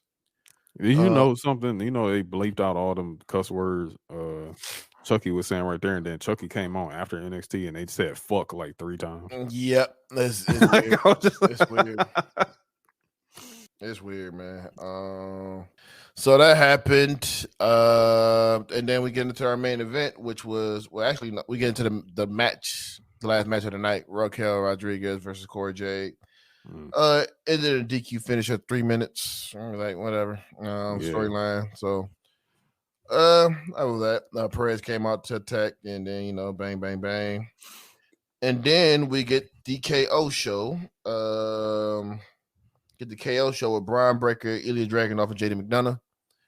No, they're talking. Kevin Owens. Yeah, he was cooking JD McDonough. He was cooking the fuck out of JD. Like he was just like, but seriously, like you two, like Ilya and Braun, like y'all please do whatever y'all can to make sure he doesn't win. He just kept fucking with JD. Actually, he blocked JD on Twitter. Like, that was hilarious. That shit was funny.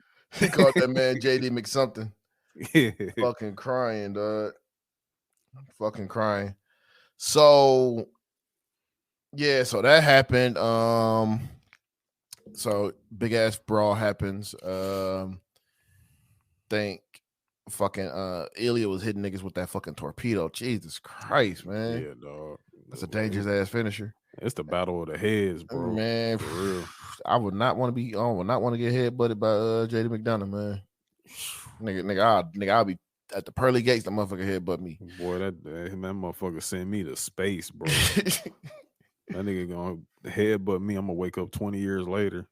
That's exactly that. That motherfucker head is Lego man. Bionicle. That's what he Bionicle Lego man. Like that's exactly what JD McDonough is. So the interesting thing that happens after this shit, Ilya standing tall holding the title. All you hear is just A-Town down. And then here comes Austin Theory looking goofy as shit. Holding that bent up ass briefcase. But it makes like if you're not gonna put the briefcase up, if you're not gonna put it up between him and Gargano, then just cash in on the NXT Championship. And honestly and truthfully, I would love to see a feud between Austin Theory and Brian Breaker. Yeah, I think that shit will be fire. I think that will really be fire. Too. Yeah, get this man a new finisher though, because I'm sick of his fucking finisher. Yeah, get him a new finisher. Braun hit him with that spear. He gonna send that. He gonna put that nigga. He gonna have him worth stocking shelves at Best Buy. That is the most violent spear in the game right now. Like that shit. Like that man really throws himself into you. Like what the fuck? Yeah. So that was NXT. It was a decent show. Did their usual numbers. Nothing wrong with that. I think they pulled in like 676K. 18-49. They Yeah. lost to Dynamite. I mean, whatever, but whatever. I mean, it's not. I don't think that's what the gauge is. Like NXT is not a mainline show. Dynamite is like whatever. But the thing is, neither one of you were going to win tonight because the NBA literally opened up their season. So and with MLB playoffs too. So and MLB playoffs, like niggas is watching basketball. Like no. Yeah, so we're gonna be talking Dynamite now. yes. Dynamite Tuesday special live from Cincinnati. The show overall was okay. It was an okay show. It was cool. I guess. Yeah. When I look at it again. Okay, so we start off really with a really good trios championship bout between the best friends and Death Triangle. It was a really, really fun match. Orange Cassidy, like we know, he's now the All Atlantic champion. He's like carrying the title in a book bag. Hey, that's fire. That Was fire. I think it's fire for his gimmick. The thing is like you want eyes on this champion on the title too, though. Yeah, like, you want to see that. You want that belt to be seen. So I think maybe we need to like make it work to where like maybe the title half the title's hanging out the bag or something like that. Maybe something of that sense. Because I mean the All Atlantic Championship is it's a pretty looking belt. I mean, I ain't gonna hold you. Even though I don't know why y'all got Japan on there because Japan is in the Pacific. But okay. Yeah, so yeah, he come there. It's a really good match though. Like this was pretty funny. Pretty fun match. A lot of bridging moves. Death Triangle was really kicking their ass like a lot in this match. But again, like the best friends, Orange Cassidy was really shining through this match a lot. You know what I'm saying? Like he's the bigger name here. But Death Triangle ends up winning. That was really good. Following that, we got Hikaru Shida versus Tony Storm. That was the next match. Yes, this was the next match. They Really? put the women on right after. So yeah, it usually was the 920 slot. So we didn't. We beat the 920 allegations this week. Oh shit. So the AEW Women's Championship. It's a really good match from Shida. Of course, I mean she's great. Tony Storm is starting to bother me. I'm not gonna hold you. Really? Yeah, she's starting to bother me, man. Like I just don't. I just don't. I'm just not buying it no more. Like I don't know what it is. It's like, do you want to do this or not? Like Sheeta was clearly outperforming her. Like clearly outperforming her. It was just like her Tony's spots, like taking spots and selling. It's just like not really great right now. I don't know what it is. But you know, this is the typical, you know, how they gonna treat women. They speed up their shit. They speed up their match. Jamie Hayter and Rebel, they end up jumping Storm after she pins Sheeta. So Tony Storm is pinning Sheeta right back to AEW Dark. So that's exactly how it always happens. Then this is followed by Britt Baker coming out. Rah rah rah! Hooray! Yay, Britt again! Baker, Yay! Then we get into this overbooking mess.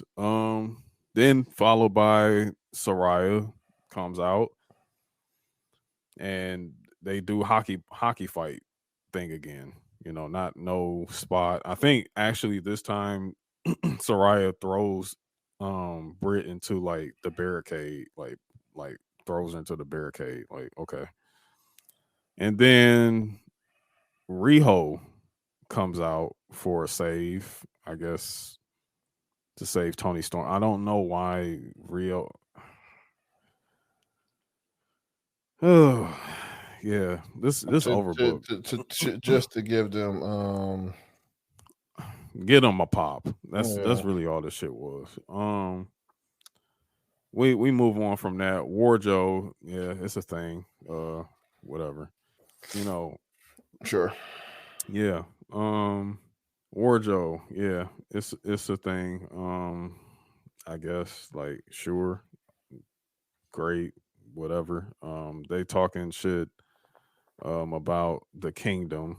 Uh we know the kingdom just joined. So really this is like to sell a match for Friday on Rampage that nobody was gonna watch any fucking way. So that was that. Yeah. Uh He just said, yeah. let's see what else we got. Oh, FTR interview with Renee Paquette. Um they're starving. Like they starving. They want a match. They want the AEW World Tag Titles. So this is followed by our good friend Swerve. Okay.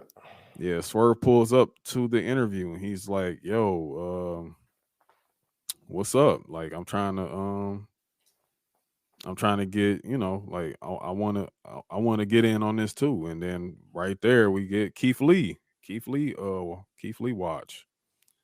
Keith Lee pulls up and he does his bullshit with the Indubitably. indubitably and using trying to act like he's in a fucking spelling bee and all that bullshit.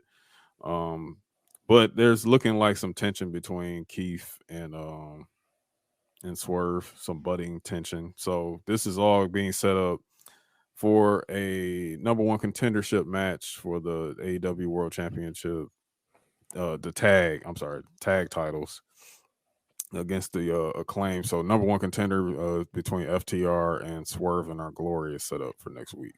Should be a good match. Should be a really good match. Yeah. I mean, like, yeah, you want to get FTR on. I mean, FTR is so fucking over. I mean, they're over like Rover. So like, put them on TV. I mean, it's just obvious. We move on from that. Oh, we get into an MJF promo. MJF, this was probably the most interesting thing of this whole episode. Okay. MJF, he brings it this week. It was a fairly good promo from MJF, some raw emotion. Talking history with Regal pre AEW.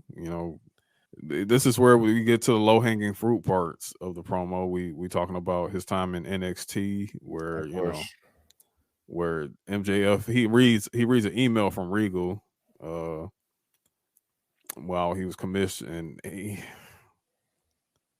he made a reference like saying like, "Yo, when I read this, it made me want to like kill myself." You're lying. Oh boy. Yeah. Yeah, I was just like, okay, like you was at a high and then you just went low, like right there. Per usual. Yeah, it was just like, okay, really? Yeah, all right, made you want to kill yourself. But he found a way to strike the landing. He did, like, what I'm saying, like, but Regal gave him a pretty good rebuttal, basically saying like, you really haven't found any success without having to cut corners. True. Which is it's just true. Or he was riding somebody else's coattail, or he had like like Wardlow or some shit to be his muscle, But he was like, yeah, you need to stop, stop the bullshit, like be a man, basically. He's gonna join Blackpool Combat Club. With MJF? Yes. Nah, Yes. I don't see that. I do not see him joining Blackpool Combat Club. He's gonna probably join that shit. I think MJF is going to have. I do think MJF is going to turn babyface. I will say that he's going to turn babyface, but joining another, like, I mean, he's barely in this firm shit. He's gonna get jumped by the firm, and here comes Blackpool Combat Club to save his life, and then he's gonna bleed when he fights Moxley. They're gonna bleed together, and then you're now Blackpool Combat Club. Yeah, and then they're gonna get a staph infection. But whatever. I'm just joking. I'm sorry. Yeah. So, yeah, ghetto wrestling. We we get into yeah, they strike the landing, tells you stop cutting corners. Oh, this part was funny. Like I did find this. I don't know why, but Jay Lethal beat dog shit out of Darby Allin. Like this was like some TNA shit. Like that's the reason why this shit was funny. Like he beat dog. They backstage. He beat the dog shit out of Darby Allin. Then he drops a garage door on top of Darby Allin and then puts him in a finger for a leg lock on the outside. Oh wow. Yeah, that shit was funny. I'm sorry. I was laughing my ass off at that shit. But also because I also just laughing because these are two real life pieces of shit Yeah. and they're like canceling each other out. So it's like I don't care what happens to either one of you. Like, but whatever. But yeah, that shit was funny. Oh, then we get to Wheeler Yuta and Brian Danielson also sit down with Renee. Oh god. There's an old saying, never meet your heroes. Yeah, Wheeler Yuta met his heroes like you a bitch.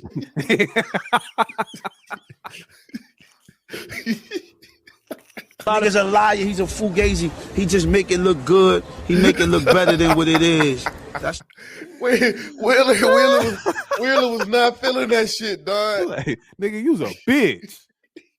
Tired of losing, bro. Like, what the fuck? Like this motherfucker. I told you, like this motherfucker's a snake, and you still over here riding his dick. You still over here digging this motherfucker. Like, man, you fuck you. He got up and left, dog. Yeah, he was fed the fuck up, yo. Hey, Willer man. Yuta was fed up. He was just, hey, that's why I said, yo, don't meet your heroes, bro. I thought his main man's Brian Daniels is a sucker. Yeah, he like, man, you been in all these title matches, you ain't win one yet. Like what the fuck? Like what the fuck? Like Mark see through the bullshit, Claudio see through the bullshit, but it's you. It's you. It's you. Like, man, he was about to just snatch his own chain off and like hand it back to him, dog. He's about to rip that Blackpool Combat Club off of that shit. Like I ain't off that shit. Like, man, fuck this. with y'all, man. I ain't fucking with y'all. He called that man. He in so many words he called him a bitch. That shit was basically funny. He did. He called you a bitch, Brian. So yeah. Like, cause he just like, man, you let Daniel Garcia like get you like that. Like you was about to make him your son, bro. You know what I'm saying? Got your man, Daniel Garcia got your panties moist, bitch. He's like, yeah. all right. Yeah, he clowned him. So that was that. You know what? That might be the name of this fucking episode. Never meet your heroes. Like, I'm probably gonna do that.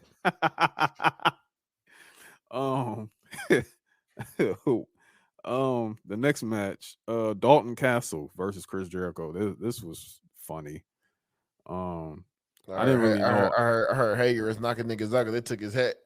Yeah. He was knocking out the boys because Dalton Castle has a stable called the Boys who carry him to the ring and shit like that. Really funny. Dalton Castle though, like his entrance was really, really tough though. I ain't gonna hold you. That shit was fire. Like, right now it's just feeling like Jericho is doing you remember when Jericho was beating up all the legends and shit?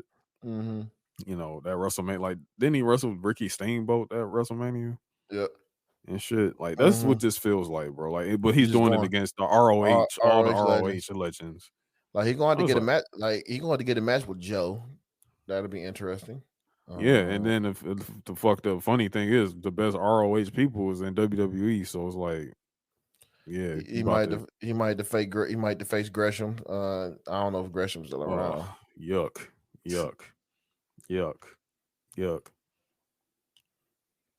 going to face. He got to face some people.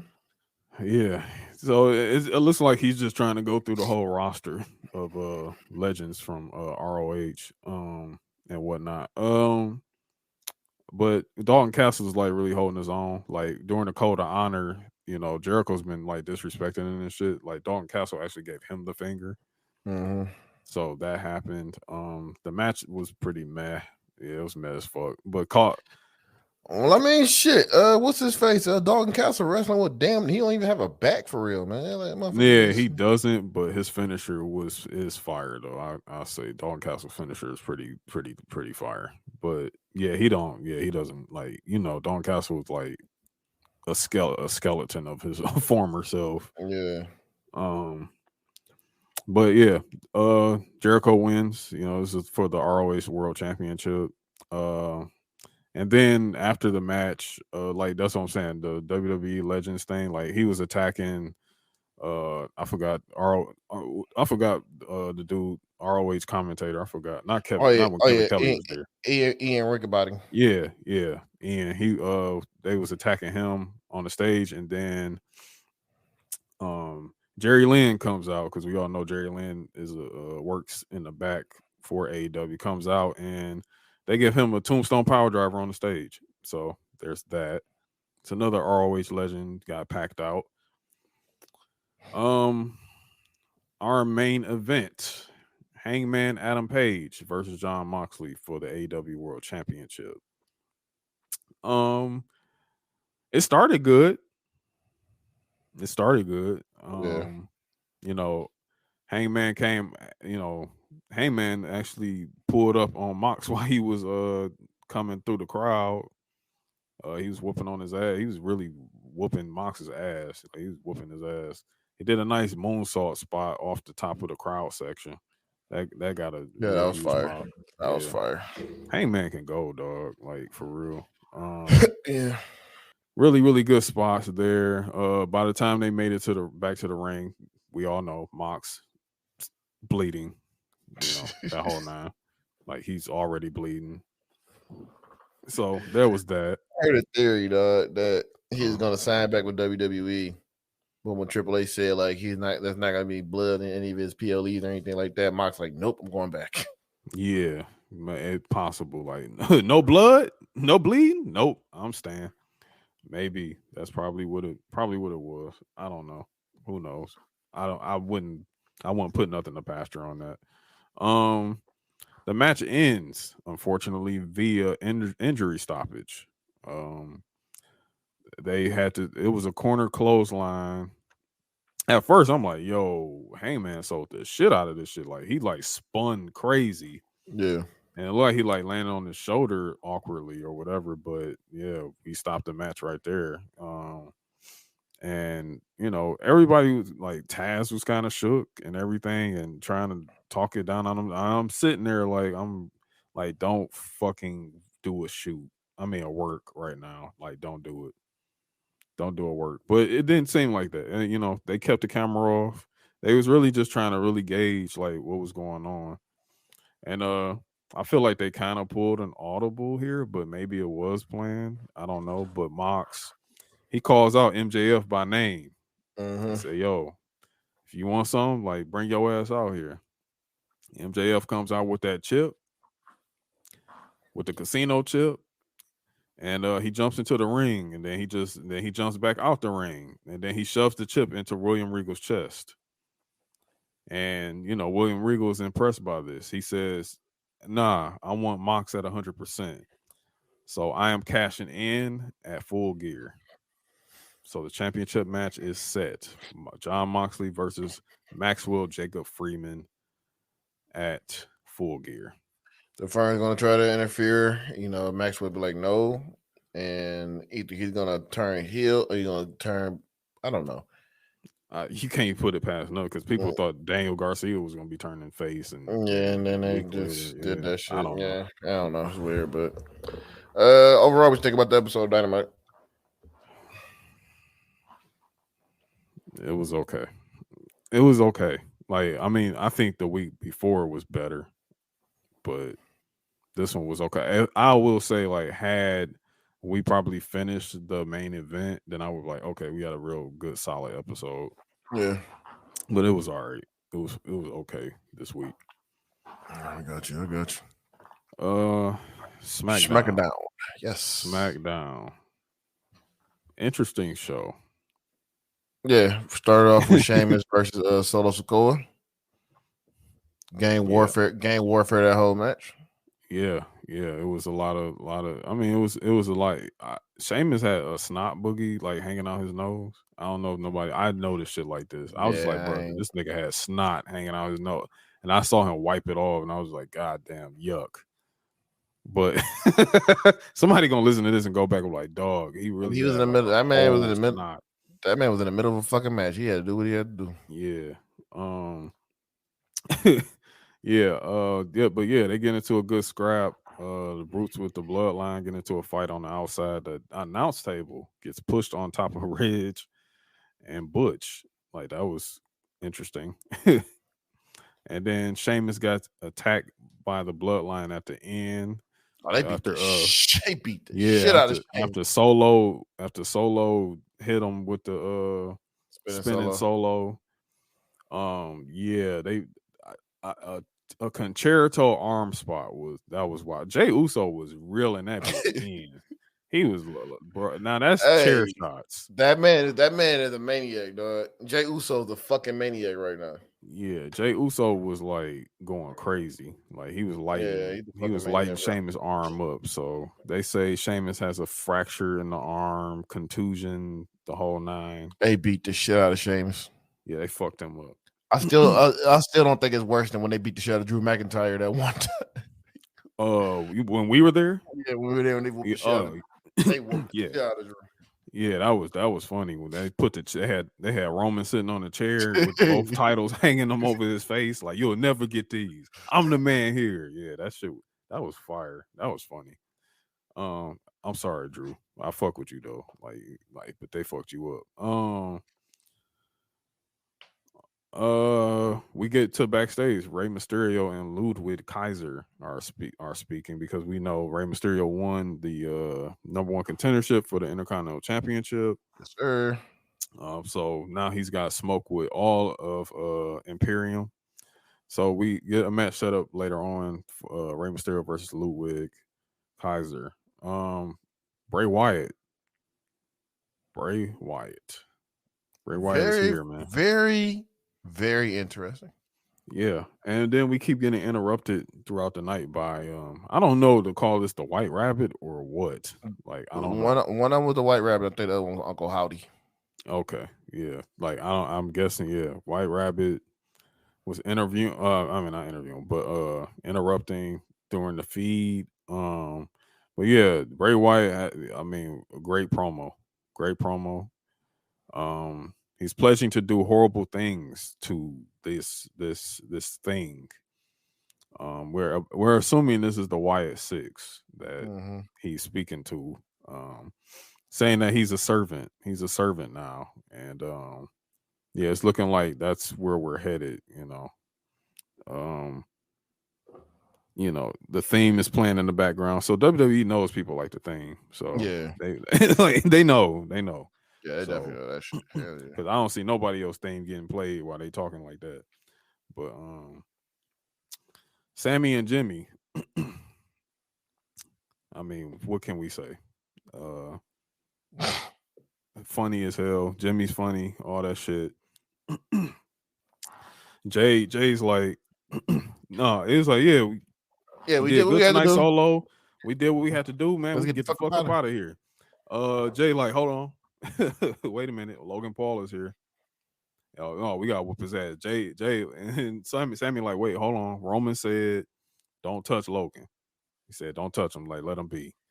Like, nah. And then Jay like, yeah, you know what? Yeah, you're right. But I'm a fucking hothead. I'm a hothead. Oh, he found out later on that night, man. Like, yeah, he fucked around and found out. But yeah, that was that. And Jay and Jimmy like, yeah, my brother tripping. He wild. Yeet. Like, yeet. So that was that. We get into Liv Morgan versus Sonya Deville. I mean, this, it was just random match. Yeah, it was just a random ass whooping of Sonya Deville again. Liv Hardy is out here tripping. Yeah, Liv again. Liv Hardy. Yeah, she ends it in DQ. Liv whoops Sonya ass again. Throws a lot of chairs in the ring, superplexes Sonya onto those chairs. That was that. And she's laughing and shit. So yeah, who knows? Live Hardy. Yeah. Another Viking Raiders tease. We get that. They're on their way, but yeah, they're on their way back. Braun Strowman and Omos face off. This was actually pretty good. Yeah, I liked it. Braun did a really good promo here. Braun's gotten better. Like he's not talking like a big dumbass anymore. He still is a big dumbass, but he still is a big dumbass. He's a lovable one though. He's a lovable dumbass. So this is where we at now. You know, he talks some big man shit, and then he calls out almost. We got MVP coming out, and Braun biggest hater of Detroit won, Coney. Yeah. Detroit won hater. MVP comes to the ring, and Braun just straight up told him like, "Yo, I want almost a crown jewel." And MVP accepts on behalf of almost. And he like, "Nah, but I need almost to pull up out here or whatever. Like, not you, because otherwise I'm gonna fuck you up." And then he like, wait, hold on, almost is here. He is here. Like, come on, almost. Hold your horses, buddy. Hold your horses. You know what I'm saying? Even though he probably should have put MVP on a t-shirt for that bullshit he said about Detroit one. Almost comes out, and we get a nice face to face of Almost and Braun, which ends with Almost pushing the shit out of Braun out the ring. I was like, God damn, like he pushed the fuck out of Braun. I mean, at least Braun sold it real good. Braun sold it and laughing. He sold the fuck out that shit. Yeah, he was laughing and all that. So yeah, that was pretty cool. So we set for Almost versus Braun, big meaty man slapping meat at Saudi. Crown Jewel. Crown Jewel. Yeah. Yeah. Then we get to the back. Drew McIntyre is talking. They're like, yo, Drew is unhinged right now. Like he caused that accident last week with Karrion. Like he's just like, yo, I want Karrion in a fucking steel cage. So give it to me. That's gonna be give it to me. So we get Karrion Kross versus Drew McIntyre at Crown Jewel. Really so it's a lot of big. Yeah. It's a lot big meaty men slapping meat in Crown Jewel. This fucking time around. A lot of big man matches going on out there. Actually, they love Drew McIntyre out there. Actually, so, yeah, they do. They really do. Yeah. So that's that. So then we move over to the women. Damage Control versus Shotzi and Raquel for the women's tag team championship. All right. Good match. With every single match, EO is like really getting better. Yeah, she's getting comfortable. Yeah, she's getting real comfortable. She had a really good match here. Fun. It was a fun match. Bailey is doing her interference gig and keeping Raquel out of the match. EO hits the moonsault and pins Shotzi, and still Raw. I mean, not Raw. I'm sorry. Women's tag team champions. Yeah, they got. Yeah, just get Raquel away from the tag team title picture. That shit done. Yeah, it's time to get Raquel on some other shit. Like, just let her get her singles run shit on. Like, seriously. Like, let's move on, and then let's get her some character development too. Like, put her with the OC, man. Put her with the OC. Let her be on that money. Let her be on that bag chasing shit with them. Yeah. Like, let her like, give her some character development other than I'm just smiling and happy to be here shit. And I can flex my back. Flex my back. Yeah, like let's go. I mean, she's good. Like Raquel is good. So let's get it moving. Ronda starting to heal it up. She's healing it up in her promos as I expected. So she said, "Nah, I ain't." She was like, "I could work a match tonight, but fuck that. Fuck them. Fuck Oklahoma. Where was they at? Not Oklahoma. Ohio, Toledo." She said, "Yeah, fuck Toledo. I'll do an open challenge next week." So open challenge for Ronda Rousey. SmackDown Women's Championship is on for next week. Then we get into LDF, Legado del Fantasma. My guy, Santos. Drinking the finest of tequila in that bitch. Drinking the finest of tequila. You know what I'm saying? He had some nice Jose Cuervo up in that joint, you know what I'm saying? Man, we don't like that, man. He had some Padre. He had some Padre in that bitch. Probably, yeah, some. Okay, I'll give him that. I'll give him that. I'm just thinking about the budget. That's all. Um, so yeah, he's sipping on the finest, and him and Zelina delivering a pretty good promo there. They just like, yo, we about to clean this bitch. We about to get Hit Row the fuck up out of here. Like we about to finish these niggas. And apparently, there's about to be a third member to Hit Row.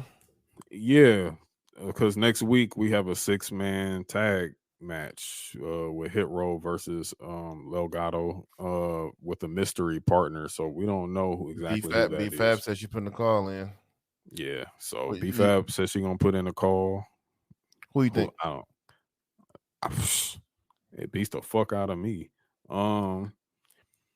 I seen somebody threw the name Carmelo Hayes out there. I'm like, that's not happening. Well, Melo's been doing main event. I think if Melo is coming up, then he's going to Raw. Like I don't see him going. Yeah, he would. Yeah, I wouldn't put him with Hit Row.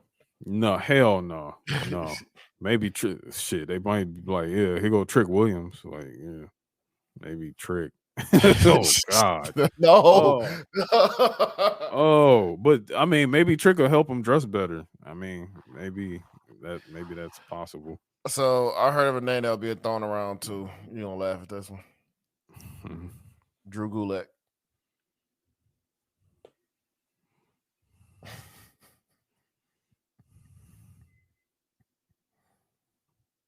I'm gonna act like you didn't just say that.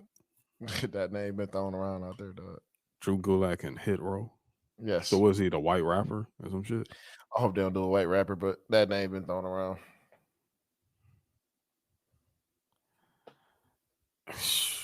Man, you better pull somebody from NXT. I swear to God, if they, I'm gonna tell you next week. Like, if that happens, I'm not gonna have nothing to talk about on SmackDown. Like, I'm gonna be like, bro, I cut SmackDown off. So, like, what? Tell everybody what happened after that shit. Like, I don't know. It might happen, dog. It might happen. Yeah, moving on. Like, wow, that's wild. Moving on. Like, what? Okay, Drew Gulak is a fucking jobber. Anyway. Yeah. Moving on. Then we get Rey Mysterio versus Ludwig Kaiser with Imperium. Yeah, I ain't think Gunther was there, but he was there. No, I didn't think he was either. Like I was like, oh, so it's just gonna be him and Gio, but nah, Gunther was there. You know, and which it makes sense because I mean Gunther got a match against Rey. So I mean he over there cussing Austrian and shit. And going off in Austrian out there coaching and everything. This shit is funny, man. I'm sorry. That shit's funny. The crowd was really, really loving this shit. Like for real. Like the crowd was really popping hot during this match. Yeah. Ray is like fucking ageless. Like, I mean, him and Ludwig have really, really good chemistry. Ray found the fountain of youth. Yeah, for real. Like he has. I really want the Eddie tributes to go. Like, I think we're running it into the ground. Like we're running into the ground. Like, come on. But I do like what Ray did to get Gunther and Gio out. You know, to get them banned from ringside. When like, cause he threw the chair at Gunther and Gunther slapped the fuck out that bitch. and then Ray, you know, he did the lay down spot. Like he hit me, you know, that shit. But and he got them kicked out, and then Ray he ends up winning clean with the 619 on Ludwig. So that was that fire match. I was hoping after that match, Gunther would have came out there cussing him out of Austrian and like, put him down. Yeah, put him down. I don't know when I think we might start getting that. Like maybe when like Ludwig and Gio start like winning the tag titles, and then that's when it's like they got to hold up to that standard and shit. That's probably. I just want to chop somebody, cuss them out of Austrian. Yeah, that shit is the funniest shit. Like I'm like they was scaring the fuck out of what's the name? He made him first take them chops in that shit was the funniest shit ever. But yeah, after that, main event time. Yeah, main event segment. Logan Paul comes out with the bloodline. Logan Paul still coming out the booze. Like I'm like, bro, I'm guessing Logan, but they say Logan Paul is like real popular in Saudi. So he should be getting cheered out there. Yeah, he'll be getting cheered in Saudi, but man, he gets booed here, and I mean rightfully so, because like fuck the Pauls. But I'm going to give it to you. Like seriously, Logan Paul is like really, really trying to like master this art form. Like he really wants to do this shit. Yeah. You know, he's training with Shawn Michaels. That was pretty cool to see. That he's been training with Shawn. He's been working on his promos, and it really stuck out here because he really did a really good promo on SmackDown. Jay ended up attacking Logan Paul. Oh my god! He jumped the gun. He was whooping Logan's ass, beating his ass like all over the damn ring. And Sammy comes out and he's like, "Yo, we gotta go. You're not supposed to do this." Roman said, "Leave him alone. I'm your boss. I'm in charge of you. Let's go." And Jay like, "All right, man, I'm gonna come." Then he just goes back to try to rush Logan, and Logan knocked him the fuck out.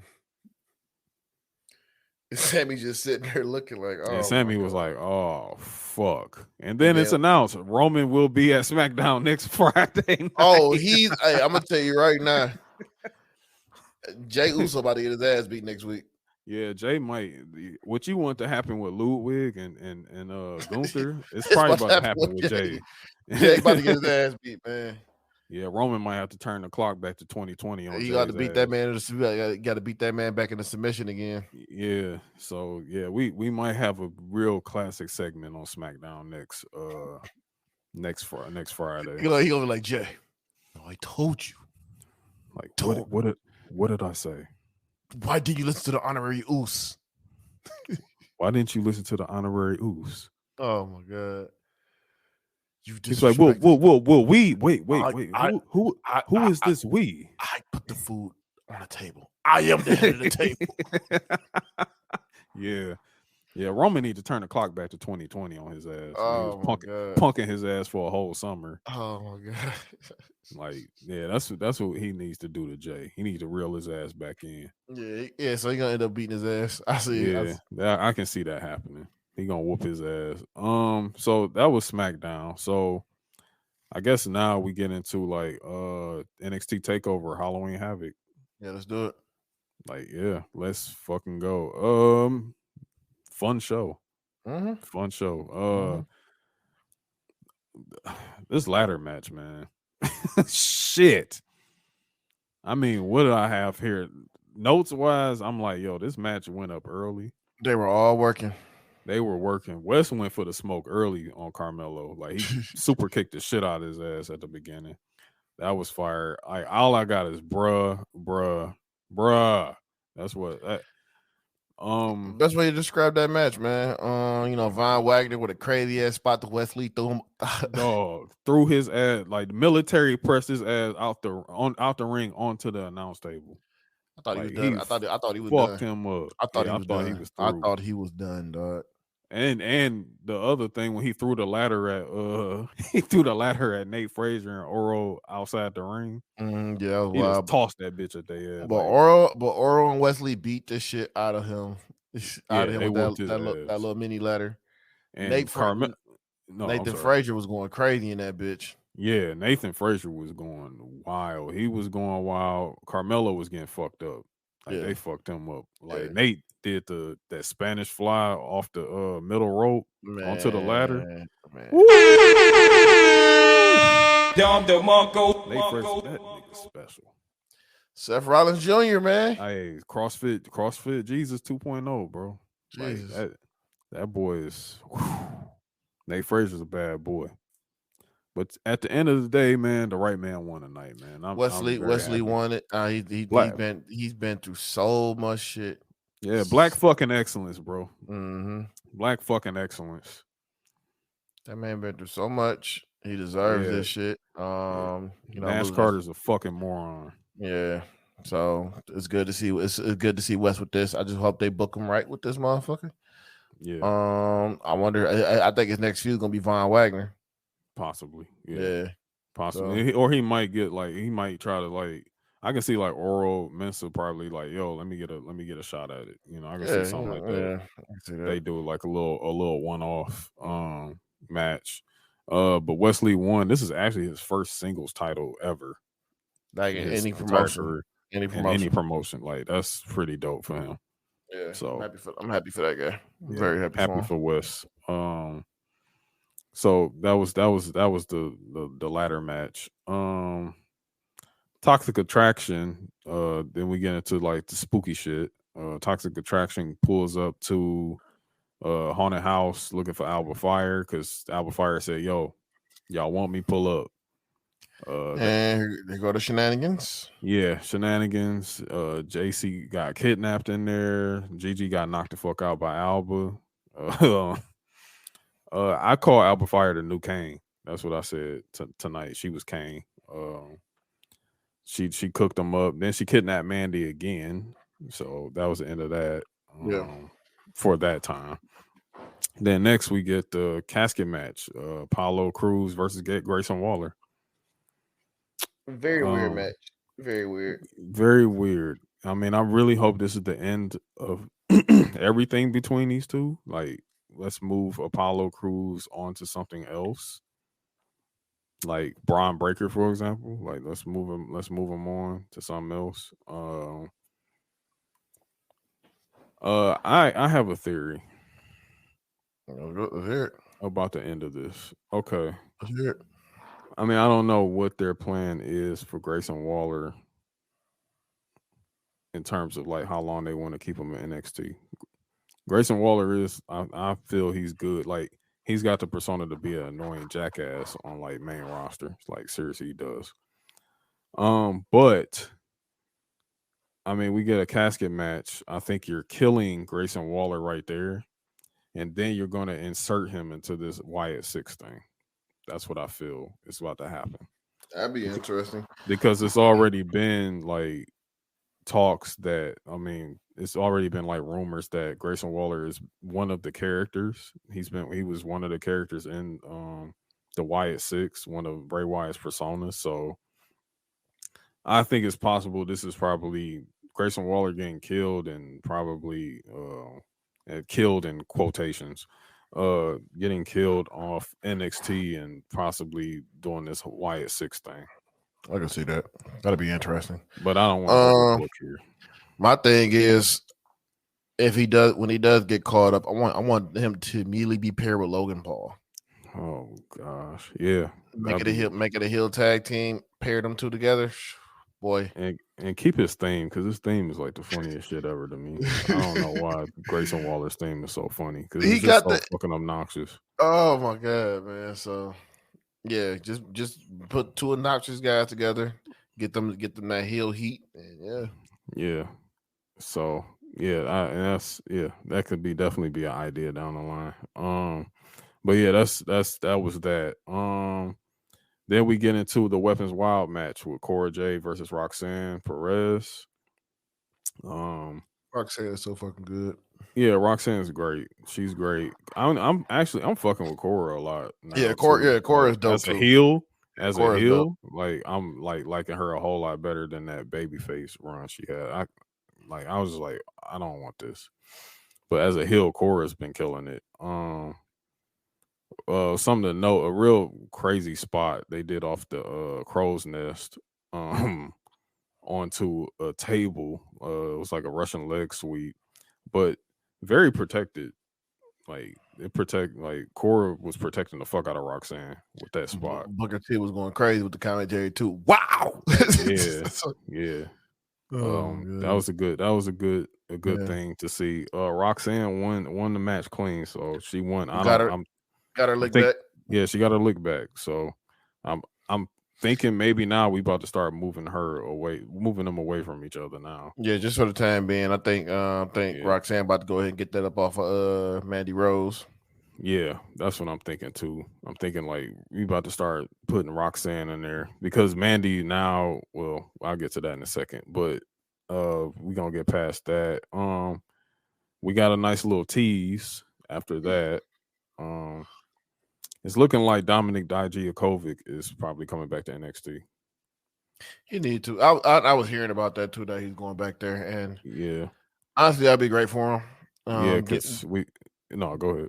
give him a restart. Get rid of that T-bar shit.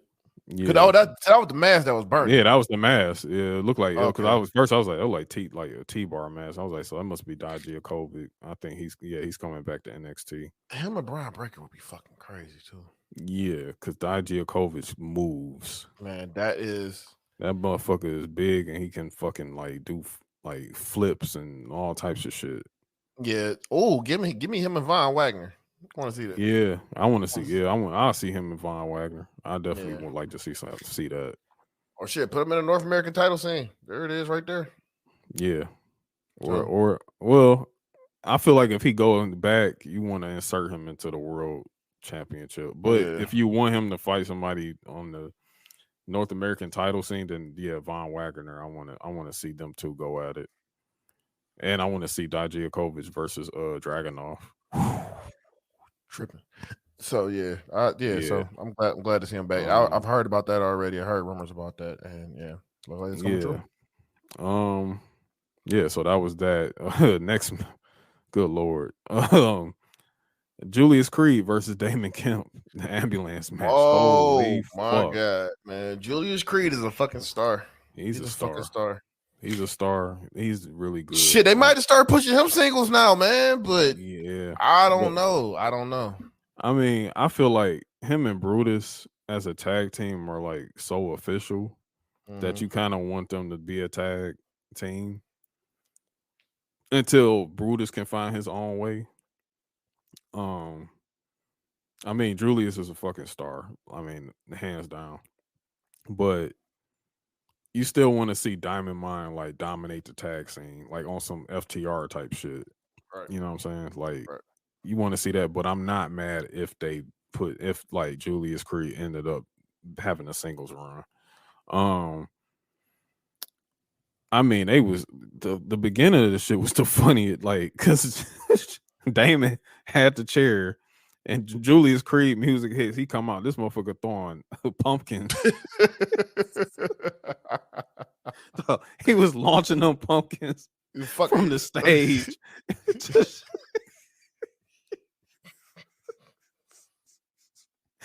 Dog. And he actually hit him in the head with one of them. I saw that shit. I was like, damn, he just fucked him.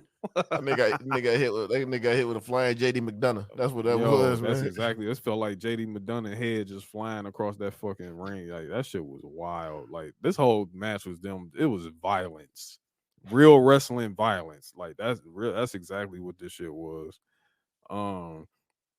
They was just throwing shit everywhere in the CWC, bro. Like throwing chairs at each other. It was a really good match. Like, and I like Damon Kemp too. Like, I do like Damon Kemp.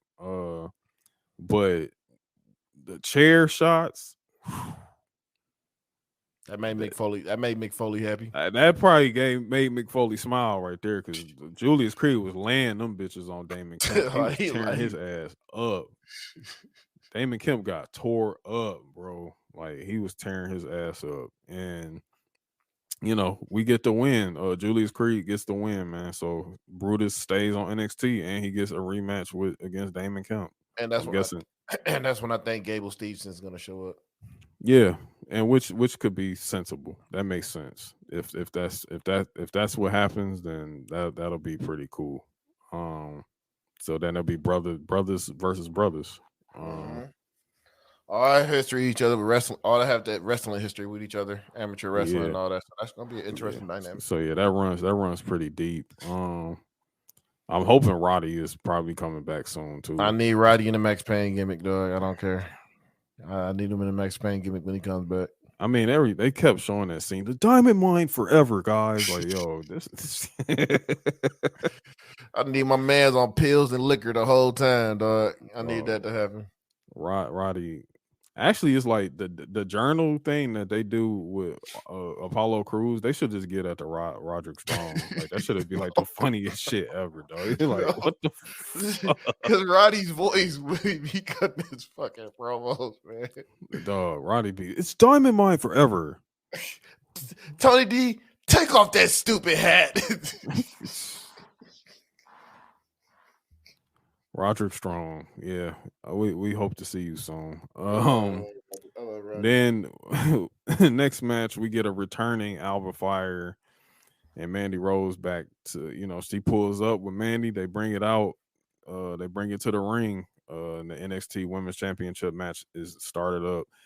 To be fair, Mandy was whooping her ass most of this match. Mandy was whooping her ass. Like Mandy is like so much better now. Like she's really like fucking good. Yeah. But Alba Fire was bringing it too. They had a really really solid match, but we get a ref bump. Distraction. Or was it a distraction? Yeah, toxic distraction came up. Yeah. Then toxic attraction comes out, interferes, and Alba hits that gory bomb, and she could have got a 4 count at that rate, but no.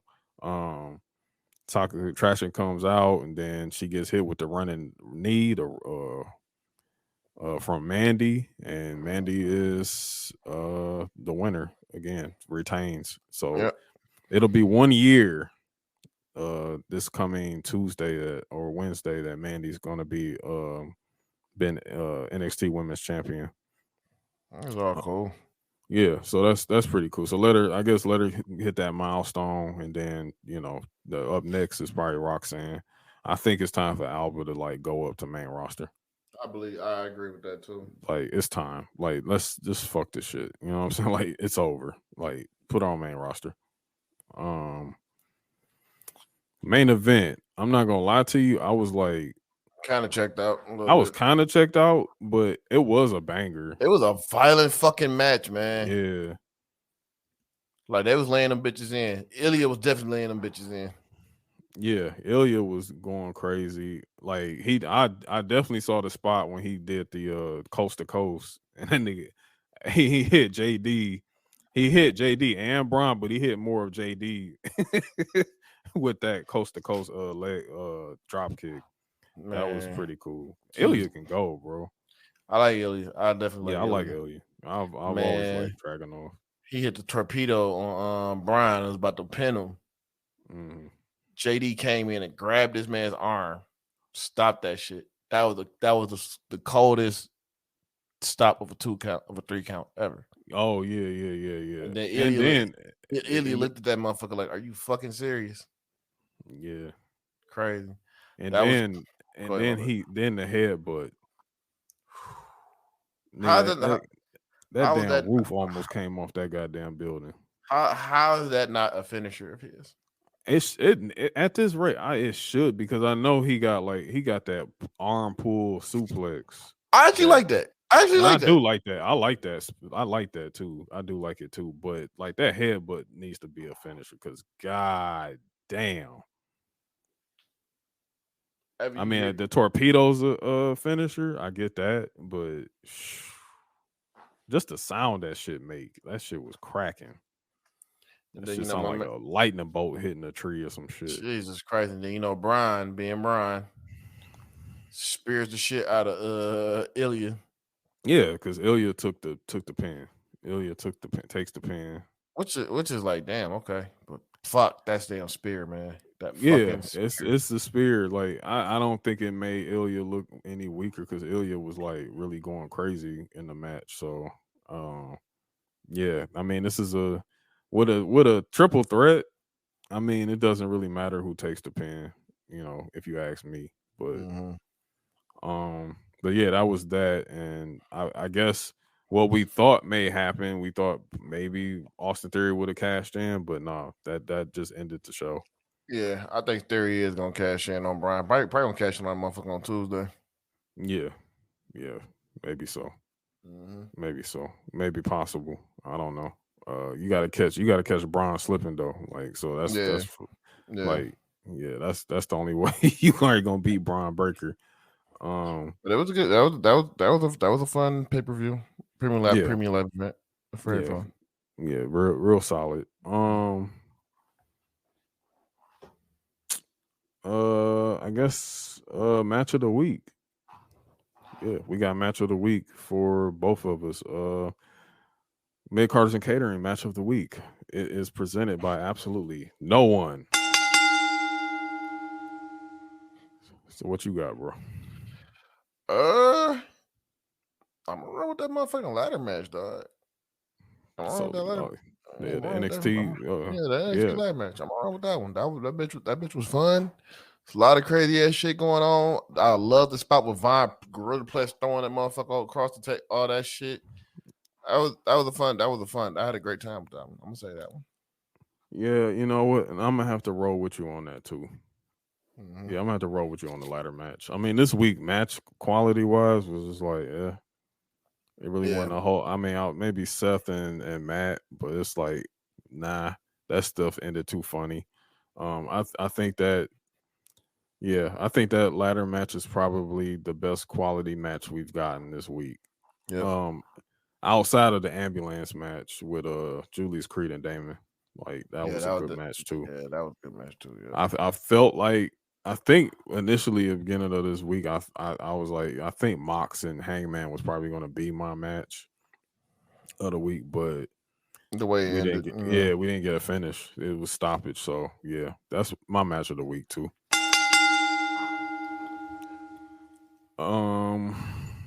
CDL watch. To be honest with you, I don't think I even have one this week.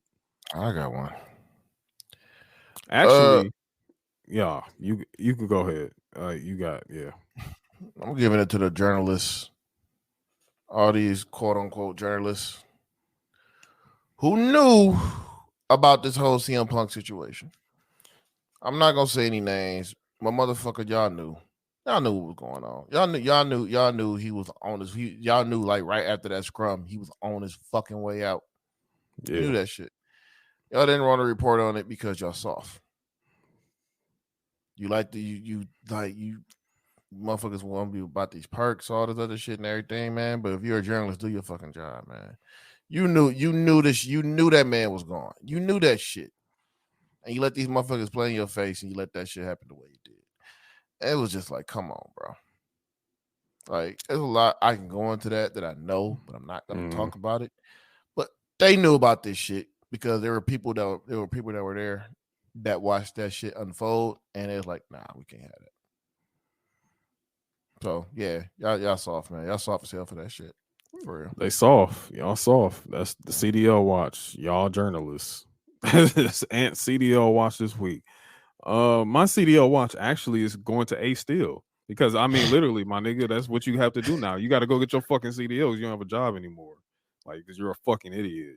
Like, and no one, like again, like, who is A Steel? I wish I felt like pulling up a picture of your ugly ass and just laughing and shit like that. But I mean, we don't really need to. And like, I'm not about to put your stupid ass on my platform. But like, yeah, nigga, you need to go get your CDL. You bum fucking idiot. You're a dumbass. This is the worst thing. The worst thing you can do is have people not know who the fuck you are, and then like that means and still have your and like still be able to work in an atmosphere like that, work in the situation like that. But it's like you didn't take advantage of that. You just decided to be on the side of a fucking narcissistic jackass. Because guess who's going to have a job soon? It's going to be Kenny Omega and the Young Bucks because they're going to be back soon. That's the reason why this shit is getting wrapped up the way it is, because Kenny and the Bucks are coming back. Yep. Like, they're coming back. And it's just going to be like nothing happened, and they're going to continue to secure their bags. Meanwhile, you're just going to be, driving trucks. So, yeah, your CDL watch this week, you stupid fuck. When you can drive a truck, you got a job, my friend. Diesel Driving Academy will teach you all you need to know. Call 1-800-551-8900. Diesel Driving Academy. Fuck out of here. Oh my god. Oh my god. But yeah, that was it. Like, I'm glad, because at first I was like, yo, I don't know if I have a CDL watch, and then I'm like, wait a minute, nah, and that just turned into like a real fucking epic rant. Yeah. So that's where we at, man. That was this week's episode. So actually went a lot quicker than I thought. So Yeah, I was. last week we gave y'all like a 3-hour episode. I'm over here fighting sleep like a motherfucker. Yeah. Though. It's been a I'm fighting too. wild ass day, but we got through it, man. Yeah. Shit, we'll tap in next week. I'm pretty sure it's gonna be a bunch of more bullshit in the news that we gotta talk about because this shit is never ending. It's Never fucking ending. It's what we do. It's what we enjoy, and we're here, bro. Definitely. So But we'll yeah. tap it. Yeah, we'll tap in with y'all next week on the next episode. And shit, we got to do it. We got to do a not a recap. What you call that shit? Prediction for Crown Jewel. Oh, we do. Well, we got 2 weeks, right? It's not next Saturday. Nah, we got about 2 weeks, but I would like to do it. And we're gonna do a post, and we're gonna do our first live post show too after Crown Jewel. So that's coming. Okay. So yeah, just be on the lookout for that. But we will be with y'all in a minute. Remember to follow us on Twitter at MidCartersDET on Twitter, and our personal pages. Like y'all already know the plug that plays at the end of this damn shit. So we there. All right, we man. out. Peace. Yep. Thank you for listening to Mid Carters and Catering Podcast. You can listen to us on Spotify, Apple Podcasts, and Anchor FM. Follow us on Twitter at MidCartersDET and on our personal pages for Ant at I am Ant.P and for AJ at TurboGrafx_87.